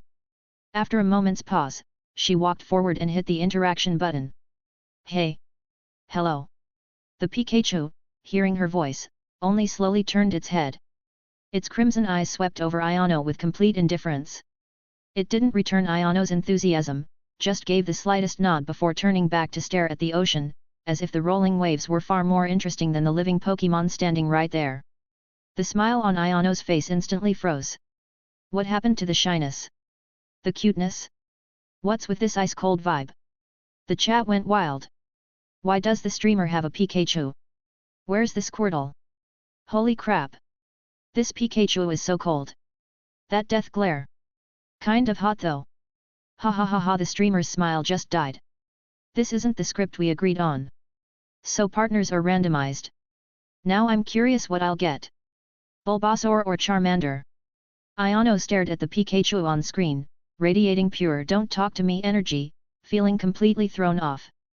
No way, this is nothing like what the chat described or what she expected from a shy little cutie, right? She tried moving a bit closer. So what should we do next? This time, the Pikachu didn't even turn its head. It just flicked its tail casually toward a certain direction, as if pointing the way. Help a bug. Then it started walking on its stubby legs in that direction, with zero intention of waiting for Iono. Iono was completely speechless. She could only control Zeraora to hurry and catch up. Is this really going to be my partner from now on? Entering the seaside cave where Caterpie had been mugged, a damp chill immediately came through the screen. Soon, they ran into their targets, a coughing and Zubat showing off a stolen stone. Stop! Hand it over! Ayano was about to send Zeraora forward when the Pikachu beside her moved first. It didn't even wait for the opponents to react. The golden figure instantly became a streak of yellow lightning. Crackle! The sharp roar of electricity exploded through the cave. A powerful thunderbolt struck without warning, nailing coughing dead on. Immediately after, Pikachu didn't slow down. Its tail gleamed with metallic shine as a swift iron tail swept across, smashing the attacking Zubat straight into the rock wall. Boom! Boom! Two impacts rang out almost at once. Coughing lay on the ground, smoking and seeing stars. Zubat simply knocked out cold, its body sliding to the floor. The battle was over. From the moment Pikachu attacked to taking down both enemies, the whole thing took less than 3 seconds. Ayano hadn't even had time to press any buttons. Her Zeraora was still frozen mid-charge, standing there awkwardly. The chat absolutely lost it. One shot. Holy crap! That damage! That speed! Insane! Ayano, who am I? Where am I? What am I doing? Partner too strong, streamer just got carried. This Pikachu is ridiculously powerful. Feels like it doesn't even need a partner, no wonder it acts like that. Pikachu didn't even glance at the defeated enemies. It walked straight to the dropped glowing stone and used the tip of its tail to push it toward Ayano's feet, not bothering to pick it up itself. The entire fight was smooth as glass, like it had just casually swatted away 2 flies. Ayano looked at the stone by her feet, then at the Pikachu on screen with its back to her, looking exceptionally alone and proud. She had so many things to say but didn't know where to start. This partner was strong, sure, but this attitude was just. With no other choice, she picked up the stone. A system notification popped up, obtained unidentified item. Before she could take a closer look, the Pikachu's cold voice cut through. Alright, we got the item. Mission complete. You can find that bug and turn it in yourself. It paused, then added. I don't need a partner. With that, without waiting for Ayano's response, it turned and headed toward the cave exit without looking back. Ayano was completely stunned. What is this? She got rejected? Just straight up dropped from the partnership? Well, technically speaking, they weren't really partners anyway. The chat erupted. Streamer got rejected lol. Pikagod, woman, you'll only slow me down. Damn, that attitude, independent as hell. This Pikachu definitely has a story. Chase after it, streamer. It's so strong, you can't let it go. Hey! Wait! Ayano controlled Zeraora to rush after it, feeling both frustrated and curious. Why? Aren't we partners? Plus you're really strong, if we work together we can totally. Her words cut off suddenly. Because the Pikachu walking ahead swayed without warning, then stopped dead in its tracks. Tui! A mouthful of bright red blood spilled from Pikachu's mouth. Right after, its body seemed to lose all strength, falling backward limply. Those crimson eyes lost their focus, slowly closing. What? Ayano yelped in alarm, controlling Zeraora to lunge forward in one leap, using the interaction button to catch Pikachu before it hit the ground. Looking at the unconscious Pikachu and Zeraora's arms on screen, blood still at the corner of its mouth, Ayano was completely shocked. Dude, what do you mean just collapsing like that? Weren't you dominating everything a second ago? The chat exploded. Coughing blood. Holy crap! What's happening? Just destroyed everything, now suddenly collapsed. Was it hurt in the fight just now? Or is this an old injury? Streamer save it. Look for an escape orb. Ayano snapped out of it, frantically searching through the item menu. Luckily, there really was an escape orb in Pikachu's inventory. She quickly selected and used it. A gentle white light appeared, wrapping around Zeraora and the unconscious Pikachu in its arms. The light flashed, and they instantly returned to the beach entrance from before. Caterpie was still waiting anxiously. Seeing them appear, especially seeing Ayano hand over the glowing stone, it immediately rushed forward excitedly. Thank you so much. You guys are amazing. But when it saw the unconscious, blood-stained Pikachu in Zeraora's arms, the expression box in the lower right went pale with fright, its voice changing completely. Hey! What happened to Pikachu? I'm not really sure either. Ayano looked at the Pikachu in her arms, still confused. It just suddenly. Caterpie lifted its head, looking toward the depths of the forest ahead. Quick! I'll take you to the Wigglytuff Guild, there should be someone there who can help. Dash! Let's rewind 3 hours. The faint blue glow at the tip of the detector suddenly flared bright the moment Cynthia pressed the button. It no longer drifted randomly through the air but seemed pulled by an invisible force. The halo's core contracted sharply, finally transforming into an extremely thin yet solid blue beam. This beam, like a precise needle, projected straight onto the detector's miniature radar-like circular screen. The screen lit up, and complex map-like patterns spun rapidly before locking into place. Cynthia held her breath, her gaze fixed on the screen before her. In this moment, her heartbeat sounded exceptionally clear in the silent study, pounding steadily against her chest. Rayquaza, the sky god, its location. The spinning patterns on the screen suddenly stopped. An incredibly clear coordinate point glowing blue-gold locked firmly in the center of the screen. Below the coordinates, a line of small text appeared. Location coordinates, Hone region, offshore airspace. There. After seeing these coordinates clearly, Cynthia's heart dropped like a stone, as if a bucket of ice water had been dumped over her head. The excitement she'd felt from successfully tracking it down vanished by more than half in an instant. Off the coast of Hone, that area marked in deep red, listed by all league maps and nautical charts as an absolute no-go zone, that terrifying stretch of ocean. Signals couldn't penetrate it, storms powerful enough to tear apart champion-level Pokémon raged constantly, magnetic fields went haywire, any equipment would malfunction, violent air currents and bizarre ocean currents, all these things combined made the sea area what it was. Once, hundreds of years ago, a champion in League history famous for both strength and his love of exploration tried to ride his Charizard through the outer edges of this region to investigate what lay inside. The result, he and all his Pokémon vanished completely into that storm, never to be seen or heard from again. The League couldn't find even a single clue. Since then, this area had been permanently classified as forbidden by the League's highest council, with exploration banned in any form, even for champions. But now, Rayquaza was actually at the heart of that death zone. Cynthia's grip on the detector tightened. The cold metal casing transmitted a chill, but it couldn't drive away the deep sense of helplessness welling up inside her. Good news, she'd found her lifelong goal, and the location was crystal clear. Bad news, she couldn't get there at all right now. With her current strength, no, even if all the other champions joined forces, they probably couldn't reach the core of that region. Strength, it all came down to not being strong enough.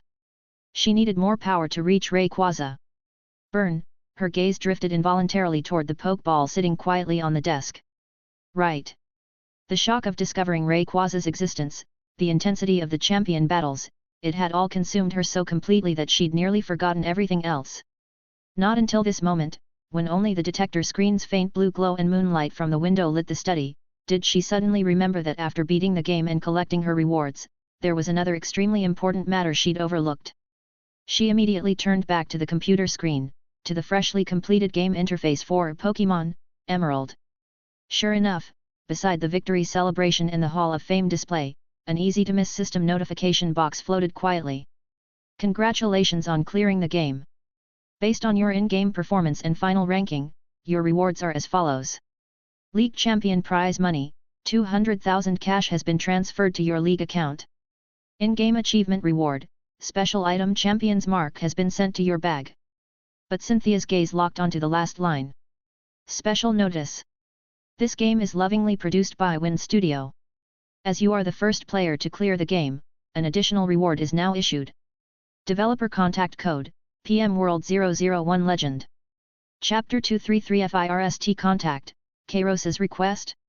In a villa on the outskirts of Cerulean City, Kairos had just finished stretching and yawning when he spotted Jengar floating in the corner of the living room. The ghost was gesturing at a tablet hovering in midair with his chubby paws, muttering to himself with an expression so serious you'd think he was cramming for finals. Wait, this guy actually figured out how to use that thing? How's the work coming along? Kairos asked as he walked over, casually grabbing an energy cube from the table to feed the Magikarp in the nearby fish tank. He'd just bought the decorative tank and caught a Magikarp from the river to go with it. The Magikarp leapt joyfully from the water, splashing droplets everywhere. At the sound of Kairos's voice, Jengar immediately hid the tablet behind his back, his face instantly morphing into a fawning smile, his big white teeth gleaming under the lights. He patted his chest, signaling that everything was running smoothly and would definitely be finished on time. Kairos was pretty satisfied with that. Ever since he'd first recruited this guy to help make games, Jengar seemed to have really gotten into it. Sure, he was always a bit sneaky, but he completed his tasks well enough and was starting to act like a proper employee. What Kairos didn't know was that Jengar's heart was pounding with anxiety, desperately hoping his boss wouldn't suddenly decide to drag him off on another adventure to some bizarre world. Last time had been traumatic enough to haunt him for the rest of his ghostly existence. He'd much rather stick to safe data work and figure out how to use this tablet. Yeah, safety first. Just then, a ghostly red flame silently glided across the ceiling before landing on the armrest of the sofa next to Kairos. The flame receded, revealing Chandelure's elegant form, its candle light flickering gently. "Where have you been wandering off to? Haven't seen much of you these past few days." Kairos glanced at him. This guy had been way too elusive lately, barely showing up. Chandelure's flame flickered almost imperceptibly. "Just went out to have some fun." Kairos looked at him but didn't push it, just gave a reminder. "Have your fun, just don't go scaring people or other Pokémon." Chandelure's flame flickered briefly, though he felt a bit smug inside. As if he'd been out messing around. He'd actually been going deep into the mountains and forests to spar with powerful wild Pokémon. But this kind of secret training was better left unmentioned to Kairos. As for scaring people? Yeah, right. He wouldn't stoop to frightening weak Pokémon and humans. Kairos walked over to his desk and sat down, his mind focusing as he pulled up the system interface that only he could see. A pale blue screen materialized before his eyes, clearly displaying various statistics since Pokémon Mystery Dungeon, Explorers of Time had gone live. Right now, the sales numbers were climbing steadily. Kairos looked at the figure approaching 800,000 and felt pretty pleased. The game had been on sale for less than a day, and this pace far exceeded his initial expectations. Looked like people in the Pokémon world had a pretty high acceptance rate for this kind of new experience. But when he looked at another data category, his brow furrowed slightly. Non-trainer player count, only just over 50,000. That ratio was way too low. Out of nearly 800,000 total sales, non-trainer players made up less than 1/10. This was a huge gap from the system mission requirement of 1 million non-trainer players. If things continued at this rate, even if total sales hit 10 million, non-trainer players would barely reach 500,000, still a full half short of the target. This result caught Kairos off guard. He'd figured that the non-trainer demographic might have less access to games for various reasons, but he hadn't expected the gap to be this massive. Leaning back in his chair and thinking it over, though, it actually made sense. In this world, where trainers were the mainstream and Pokémon battles and breeding formed the core of society, people who hadn't chosen to become trainers mostly worked regular jobs that kept society running. Farm workers, factory workers, service staff, delivery people, their lives usually revolved around making a living. Work was hard, time was tight.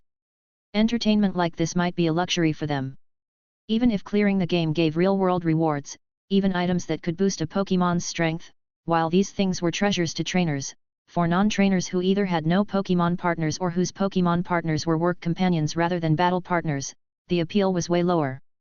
They probably figured that even if they got rewards, they'd have no chance to use them, or they simply couldn't compete with trainer players who had plenty of time and resources. No wonder this player segment was so small. So how could he get this demographic into the game? Kairos fell into thought. From this angle, simple rewards seemed to have limited effectiveness. So did the rewards need to better meet their needs? Or did he need some more influential figures to get this group on board?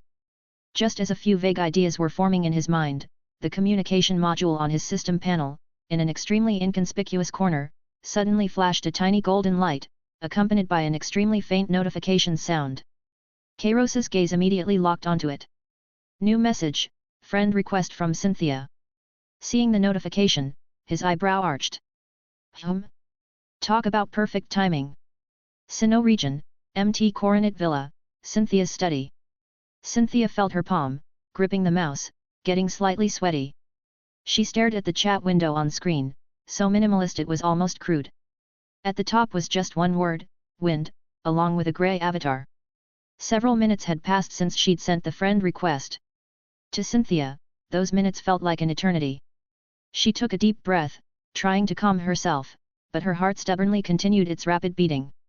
Moonlight spilled across the floor through the window. The room held only the low hum of the computer fan and her own slightly quickened breathing. She couldn't help recalling certain moments from the past, when she'd stumbled across that game's cover art and played through Pokémon Emerald, purely to get information about Rayquaza. At the time, she'd thought he might just be someone who had access to certain ancient secrets or special intelligence channels. Someone worth making contact with. However, as she'd progressed through the game, received rewards, completed it, and that Rayquaza detector had actually materialized in reality, everything had changed. This wasn't something any so-called information broker could pull off. The abilities he'd demonstrated, whether creating that near-realistic game world or directly manifesting in-game items and rewards into the real world, completely exceeded Cynthia's understanding. Such power was mysterious, powerful, unfathomable. Someone operating at that level was probably far beyond what she could reach. Even for her, facing such an existence, staying calm was impossible. Just then, the chat window's status bar suddenly changed. Developer, Wind has accepted your friend request. Cynthia's heart skipped a beat, her body straightening in her chair. She stared at that blank input box, fingers hovering over the keyboard. The Sinnoh champion, who usually ignored everyone's stares when voicing her opinions at league meetings and remained calm even facing powerful opponents, now found herself at a loss for words. What should she say? Ask directly about Rayquaza? Express gratitude? Or? She hesitated for a full 10 seconds before her fingertips finally descended, typing out the two most ordinary yet safest words. Hello. Send. She held her breath, waiting. The other party seemed to be right at their screen. The reply came quickly. Wind, hello, Sinnoh champion. Congratulations on being the first to clear the game. Seeing her name and champion title on screen, Cynthia wasn't surprised he knew her identity. She steadied herself and typed a response. Strawberry ice cream, thank you. Your game was truly amazing.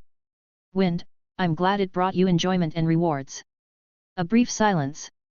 Cynthia knew his time was valuable, she had to seize this opportunity. Carefully choosing her words, she asked one of the core questions that had been weighing on her mind.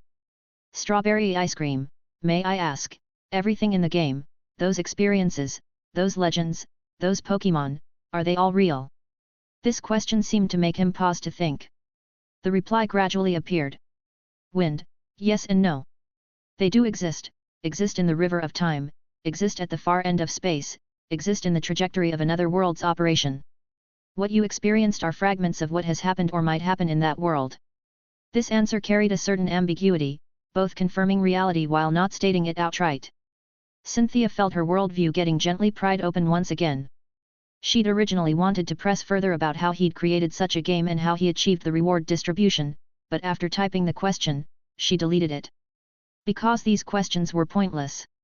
The abilities he'd demonstrated already explained everything. Asking about the underlying mechanics would be like trying to get a Magikarp to understand why Rayquaza could fly. She changed direction, asking another key question. Strawberry ice cream, the leaderboard rewards, will the variety and quality of rewards increase as more people clear the game? This question related to her future path for growing stronger, and it was something she'd pieced together from the current situation.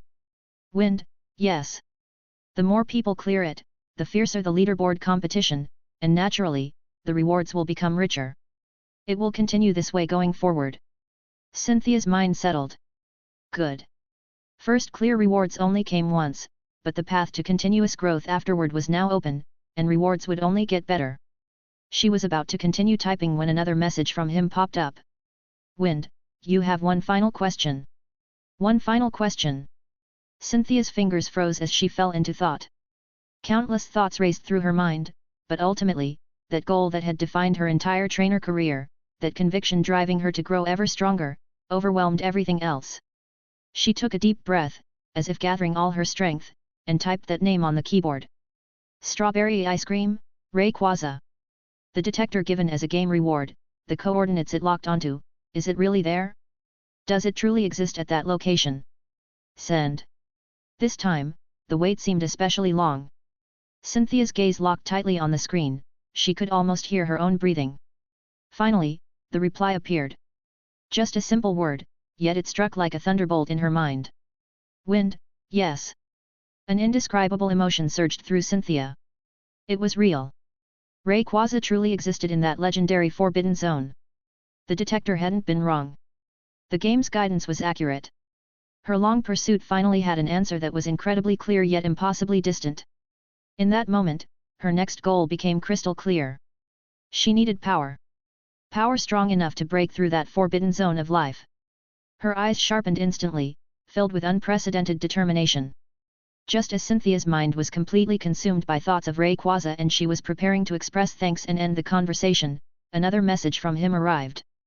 Wind, so, you've asked quite a few questions. Now it's my turn. Miss Cynthia, could you do me a favor? Cynthia froze. A favor? An existence with such incredible power, capable of changing the world and manifesting legends in games, actually needed help from a mere mortal champion like her? This situation left her momentarily unsure how to respond. She instinctively typed a question mark. Strawberry ice cream. Wind, I need to promote the game to more non-trainer demographics. As the Sinnoh region's champion, you have extremely high reputation and influence. I believe you're an ideal candidate for promotion. Promote the game? To non-trainers? Cynthia looked at those words, somewhat surprised by the specific request. This didn't sound difficult at all. In fact, it was something well within her capacity. But why this? Before she could think further, his next message followed immediately. Wind, as compensation, I can tell you more about Rayquaza. Cynthia's pupils contracted sharply. More information about Rayquaza. Perhaps even the key to approaching it. The weight of this compensation didn't need explaining. With almost no hesitation, Cynthia's fingers were already typing her response. Strawberry ice cream, I accept. Dash. Several days later. Cynthia's live stream, dark for days, suddenly came to life without warning. Instantly, a tsunami of comments flooded the screen. Holy crap! She's alive! The streamer's back from the dead. Champion Cynthia. Missing person has returned. Ah, honey, you're finally back. I missed you so much. Girl, where have you been training these past few days? Please stream some battles. Guys, check the Emerald leaderboard. The streamer's been first place since yesterday. It's true, the streamer already cleared it on the down low. The game's only been out a few days. So strong. Terrifying. Is this a champion's power? Does she not sleep? Streamer secretly playing games behind our backs, you should have let us watch. Chapter 234. You don't even have a name picked out, and you're inviting me? Instead of looking at the chat, she tapped a few keys on her computer and opened a different icon, Pokémon Mystery Dungeon, Rescue Team. The stream chat immediately flooded with question marks. Cynthia, what are you doing? Not playing Pitch Black Phantom anymore. Cynthia adjusted her microphone. I'm wrapping up with Emerald for now, so I'm going to try out this game. Holy crap! Cynthia's playing Rescue Team now. Kairos's game is too addictive. Even streamers are falling for it. Quick, quick! Let's see what she rolls. Ignoring the exploding chat, Cynthia dove straight into the philosophical quiz. Her choices were quick and decisive, without a moment's hesitation. 1. Which do you prefer? A. Running under clear blue skies. B. Reflecting in the quiet of a rainy night. Cynthia clicked B. Silent rainy nights were perfect for gathering her thoughts and researching legends. 2. A friend is in trouble. What do you do? A. Jump in to help without hesitation. B.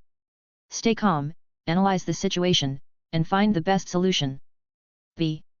A champion's duty required level-headed judgment. 3. When facing the unknown, do you tend to A. Charge forward and carve your path with strength. B. Explore cautiously and use wisdom to avoid risks. B.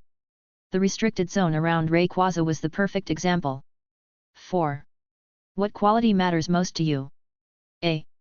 The passion to inspire others. B. The resolve to protect your partners. C. The dedication to pursue truth. C. Seeking legends and truth was her lifelong conviction. 5. At the end of your journey, what do you hope to leave behind? A. A legend remembered by all. B. Warm memories shared with partners. C. A deeper understanding of the world. C. Legends and memories were important, but understanding the mysteries of the world was what she truly sought. With the questions finished, the screen went dark. Cynthia leaned back in her chair, fingers lightly tapping the desk. She'd already watched some recorded streams of this game and understood what the opening quiz was for. Given her personality and choices, what would she get? Maybe a steady, reliable Pokémon? Or something more intellectual? Images of Blastoise and Alakazam flashed through her mind. On screen, light flickered back to life, outlining the shape of a Pokémon. The silhouette was small, with what looked like a giant leaf on its head. Cynthia's calm expression froze instantly. When the light fully faded, what appeared on screen was a light green Pokémon with a massive heart-shaped leaf on its head, confused eyes, and a soft, almost tiny appearance. Chikorita. The stream fell into 3 full seconds of dead silence. Then the chat exploded. Chikorita. Ha ha ha ha. Wind knows how to deliver entertainment. Cynthia, where's my Spiritomb? Where's my Garchomp? And you give me this? Tiny, pitiful, but can eat grass. Chikorita is adorable though. Cynthia stared at the screen where the little Chikorita tilted its head with innocent eyes. Her hand on the mouse paused. There was no way she resembled a Chikorita, right? This felt incredibly strange. It was like if her Garchomp suddenly learned how to act cute, absurd on every level. A hint of helpless amusement crept onto her face. Fine.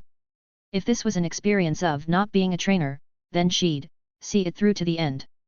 She took a deep breath and clicked confirm. The next moment, a prompt appeared on screen. Adventurer, welcome to a new world. Best of luck to you.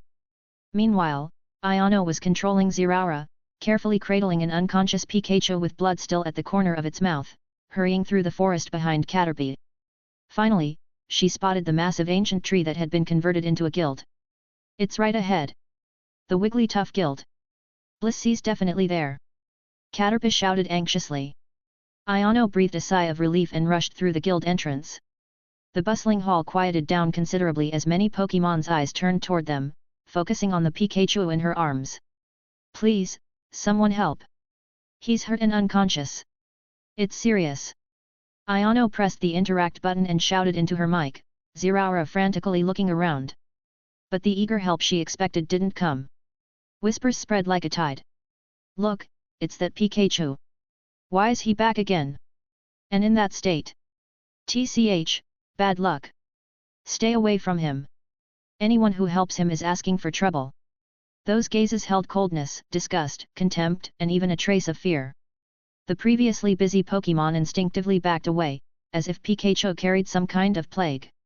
A Machoke carrying supplies even frowned and took a huge detour to avoid them. Iono was completely stunned. What was going on? Just moments ago outside, Caterpie had been talking about this place with admiration, saying they could help. How did everything change the moment they walked in? This wasn't right. Had this Pikachu done something unforgivable? The chat exploded. What's with this attitude? Refusing to save someone. Is Pikachu's reputation really that bad? There's definitely a story here. Streamer, ask around. Hey! What's wrong with you people? He's this badly hurt. Iono was getting anxious, making Zeraora carry Pikachu forward a few more steps. The surrounding Pokémon backed away even further. Caterpie's expression was equally confused, clearly not understanding why things had turned out this way. Just as Iono was about to lose her temper and start cursing, a gentle voice called out, Everyone, please make way. Where's the injured one? A pink Blissey pushed through the onlooking Pokémon and hurried over.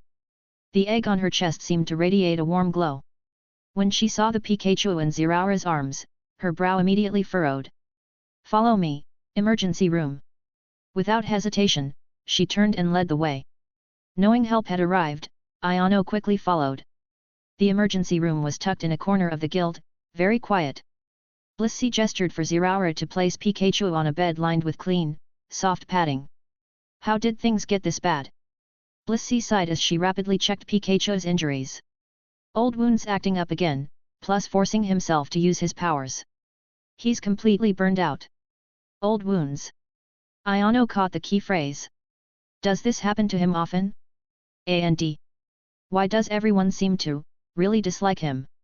She chose her words carefully.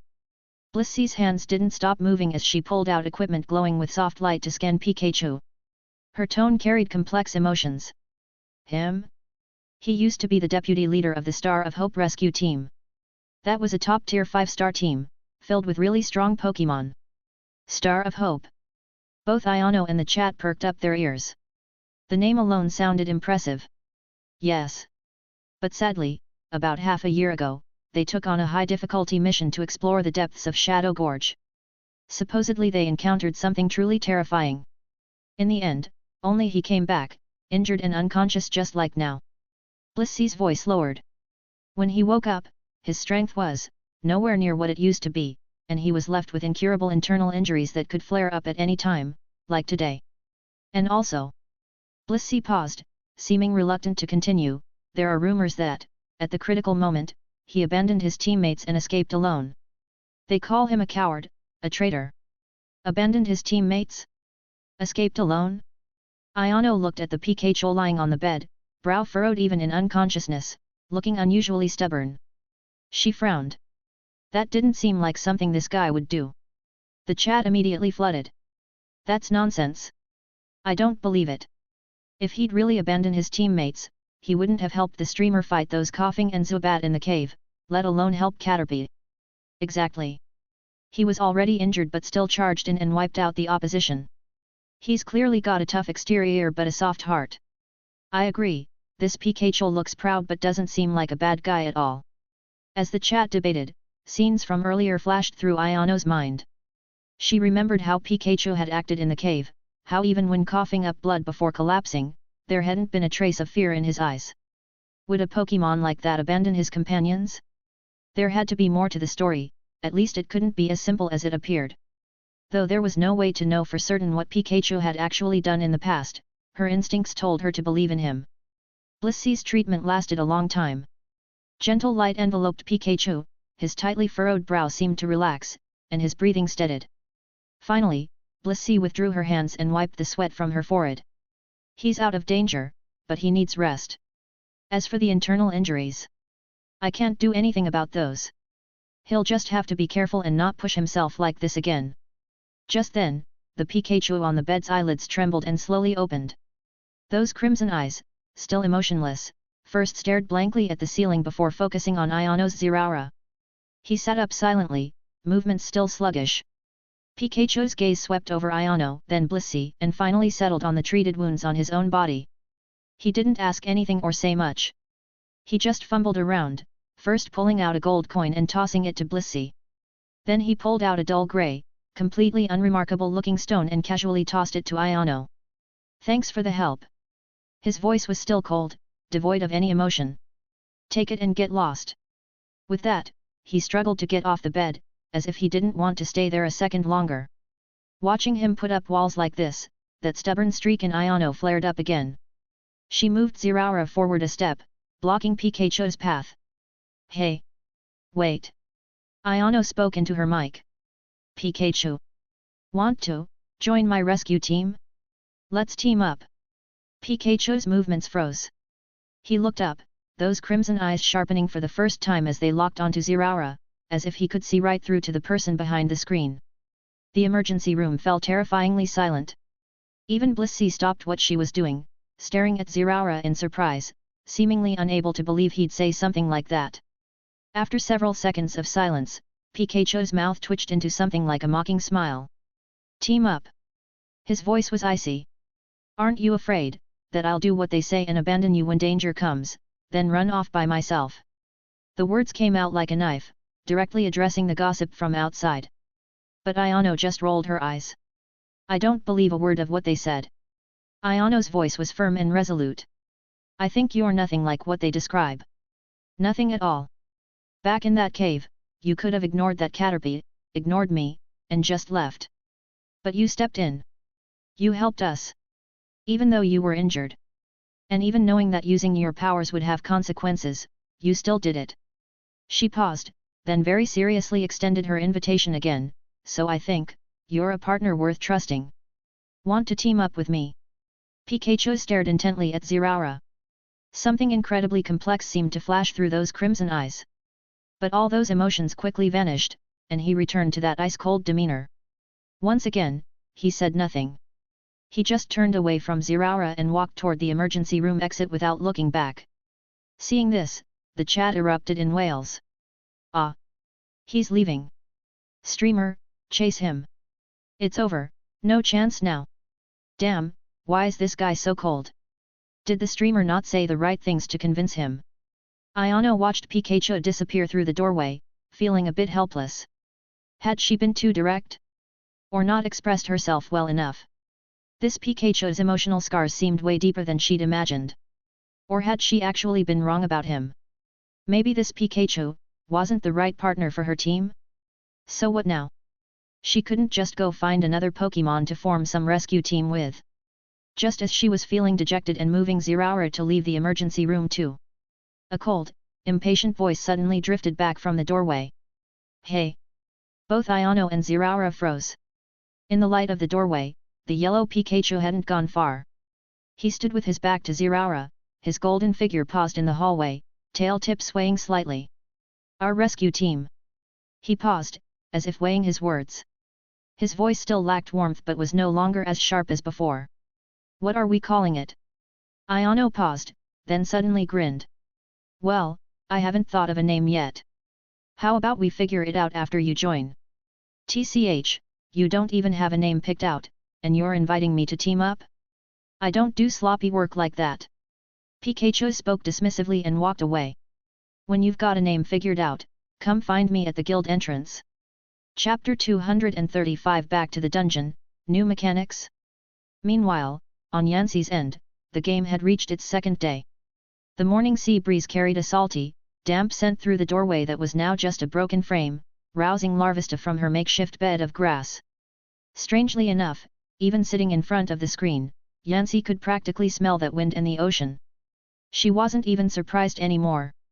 This was just the godlike tech that came with the territory. Yanxi controlled Larvesta to shake her head. After a night's rest, the flame antennae on top of her head seemed a little droopier than before.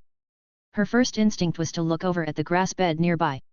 Dragonair still lay there quietly, eyes closed, breathing weak but relatively steady. Her sapphire-like scales glimmered faintly in the morning light, but the scars covering her body remained just as shocking as before. The image of that eerie black mist from last night flashed through Yanxi's mind again. She felt a headache coming on. This Dragonair was definitely going to be a huge pain, but she couldn't just leave her, could she? What kind of person just abandons someone like that? Squirtle rubbed his eyes and sat up beside her. His first instinct was also to check on Dragonair. Is it morning? Is she? He immediately leaned over to inspect her carefully, and only after confirming that her condition hadn't worsened did he breathe a sigh of relief. A moment later, a loud gurgle echoed from his stomach. Squirtle's face turned red instantly as he clutched his belly in embarrassment. Well. I'm kinda hungry. Yanxi froze. Hungry?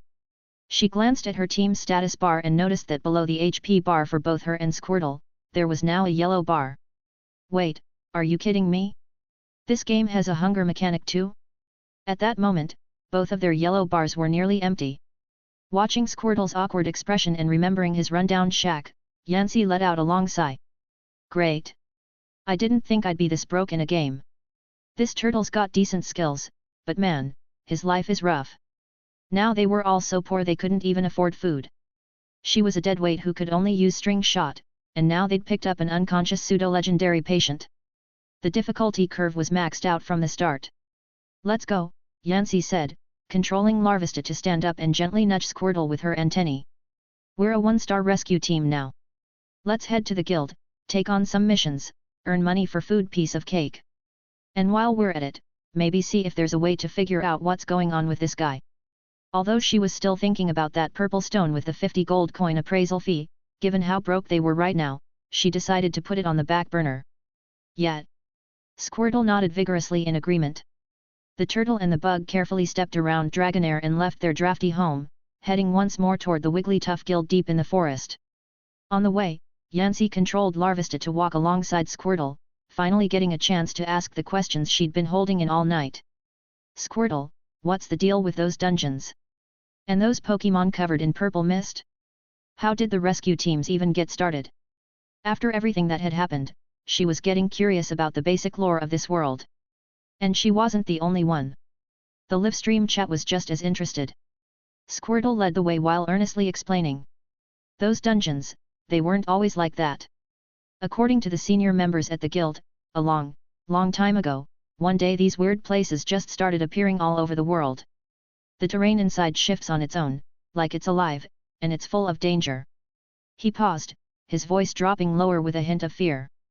The scariest part is the Pokémon inside. Something happened to them, and now they can't communicate at all. Their eyes turn red, they're covered in that purple mist, and they're completely aggressive. They attack any other Pokémon they see. So many Pokémon living near the dungeons got hurt. Some went missing, and others ended up just like them. Once you enter a dungeon, if you lose the ability to fight, lower star dungeons are okay, but in higher star ones, there's this mist floating around everywhere. If your stamina drops too low, you could end up getting corrupted at any time. Yancy listened carefully, starting to piece things together. So these dungeons were the source of the Pokémon corruption, and the purple mist was the contaminant. Then what was the ultimate endgame plot of this game? That's why, Squirtle continued, his tone growing more resolute, the Wigglytuff Guild was formed. In the beginning, it was just Guildmaster Wigglytuff and some powerful veterans who wanted to protect everyone. They went into the dungeons to rescue trapped Pokémon, retrieve lost items, and investigate the cause of the dungeon corruption. Over time, more and more Pokémon joined, and it grew into what it is today. We rescue teams exist to help Pokémon in need and fight against the threat of the dungeons. When he talked about the rescue team's mission, Squirtle's eyes sparkled with admiration. So, how do we get stronger and take on higher level missions? Yancy asked the most practical question. They couldn't just stay in one-star dungeons forever, swatting bugs and picking up items, right? Oh. That. Squirtle perked up at the mention of professional knowledge. When we first join, we're green leaf rank, the lowest tier. To rank up, we need points from completing missions.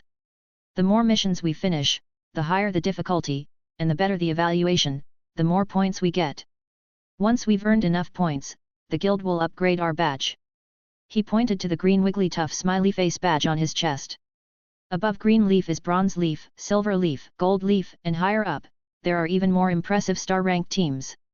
The higher your rank, the tougher the missions you can take, and the better the rewards. I heard those 5-star teams can go into the deepest, most dangerous dungeons. His voice was filled with longing. But right now, he said, scratching his head sheepishly, we can only take simple 1-star dungeon missions. Like gathering stuff, finding lost items, or clearing out low-level corrupted Pokémon on the outskirts. As they talked, they arrived once again at the massive guild treehouse. The guild hall was even noisier during the day than it had been yesterday, with all kinds of Pokémon coming and going. Squirtle seemed nervous again, instinctively shrinking behind Larvesta. Yancy ignored that and controlled Larvesta to push her way to the central counter. Gumshoos was still at the desk, adjusting his round glasses while quickly processing paperwork. Boss. We're here for a mission. Yancy hit the interact button, her voice coming through the mic full of energy. Gumshoos looked up, the light reflecting off his lenses. Green Leaf Team? He pointed a claw toward a bulletin board nearby covered in white slips and a few green ones. 1-star mission area. Pick one yourself. Don't bite off more than you can chew. Yancy moved closer to the board, and the screen displayed a list of available missions. Gathering mission, collect 5 Oron berries for the apothecary, location, Plains F1 F3, reward, 20 silver coins, 5 points. Retrieval mission, Apom's Lost Round Pebble, location, Mushroom Swamp F2 F4, reward, 25 silver coins, 5 points. Clearing mission, drive away 3 Spinarak harassing Teddy Ursa's territory, location, Silk Thread Forest F3 F4, reward, 30 silver coins, 5 points. All 1-star missions. Rewards ranged from 20 to 30 silver coins, and the points were all 5.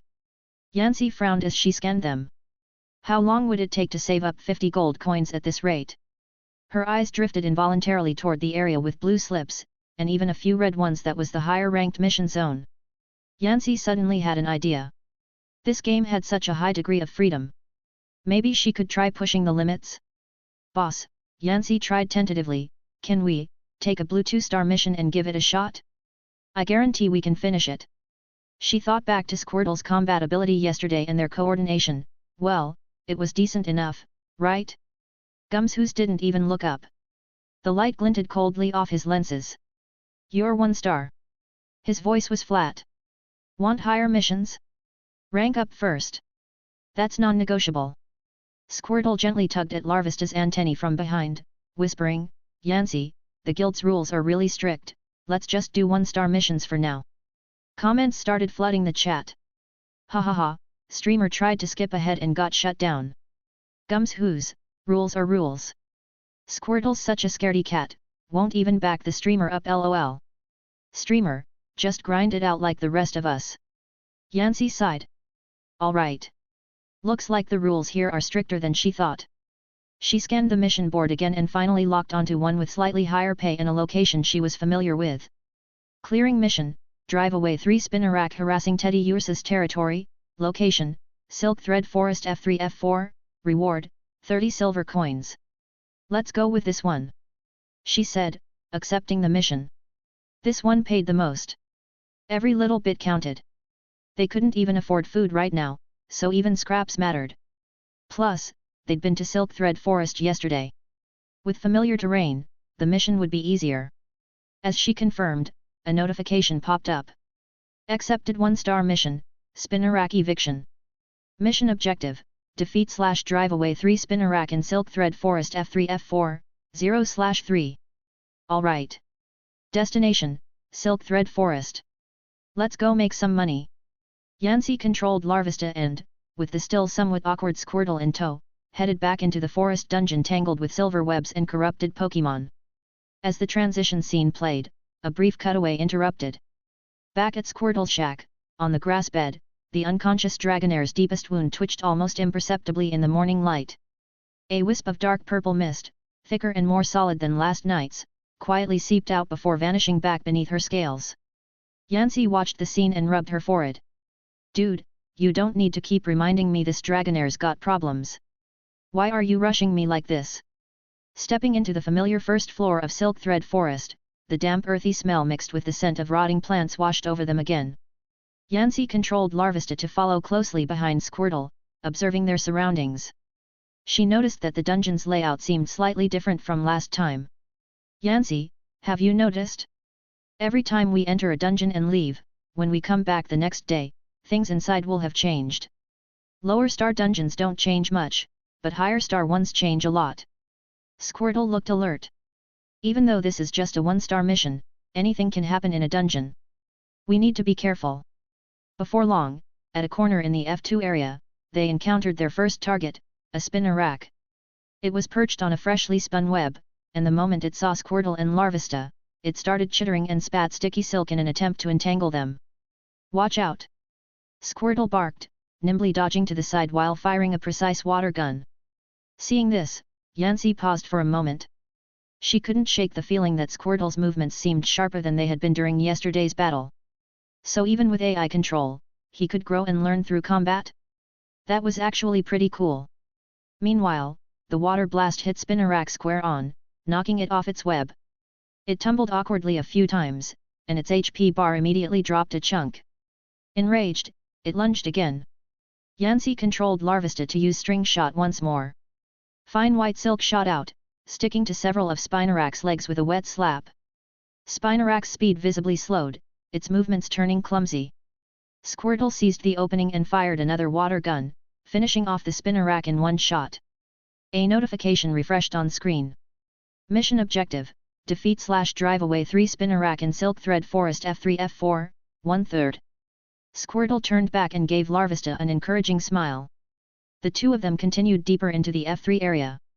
The webs in F3 were much denser, and the ground was littered with slippery moss and puddles. Yancy carefully maneuvered Larvista, constantly watching her footing.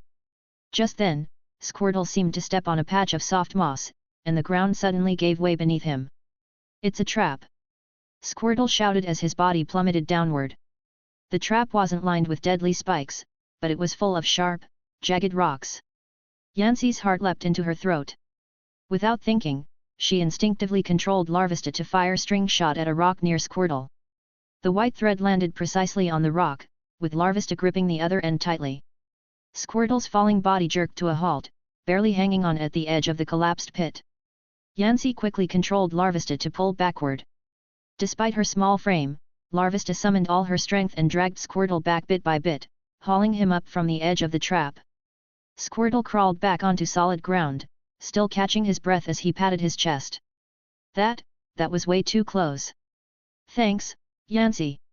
He looked at Larvesta with deep gratitude. The chat exploded. Holy crap! Streamer's reflexes are insane. String shot clutch. Who said that move was useless? Squirtle almost became turtle soup lol. That trap interaction came so fast, just like when Bulbasaur fell in the cutscene, so intense. After that close call, the two of them proceeded even more cautiously. In a corner of the F4 area, surrounded by massive vines and glowing blue mushrooms, they finally found the other two Spinarak, who were trying to gang up on a trembling Teddy Ursa. Additionally, if you would like to request novels and access my Google Drive where I have 200+ audiobooks, then you can join my Patreon. Link is also provided in the description.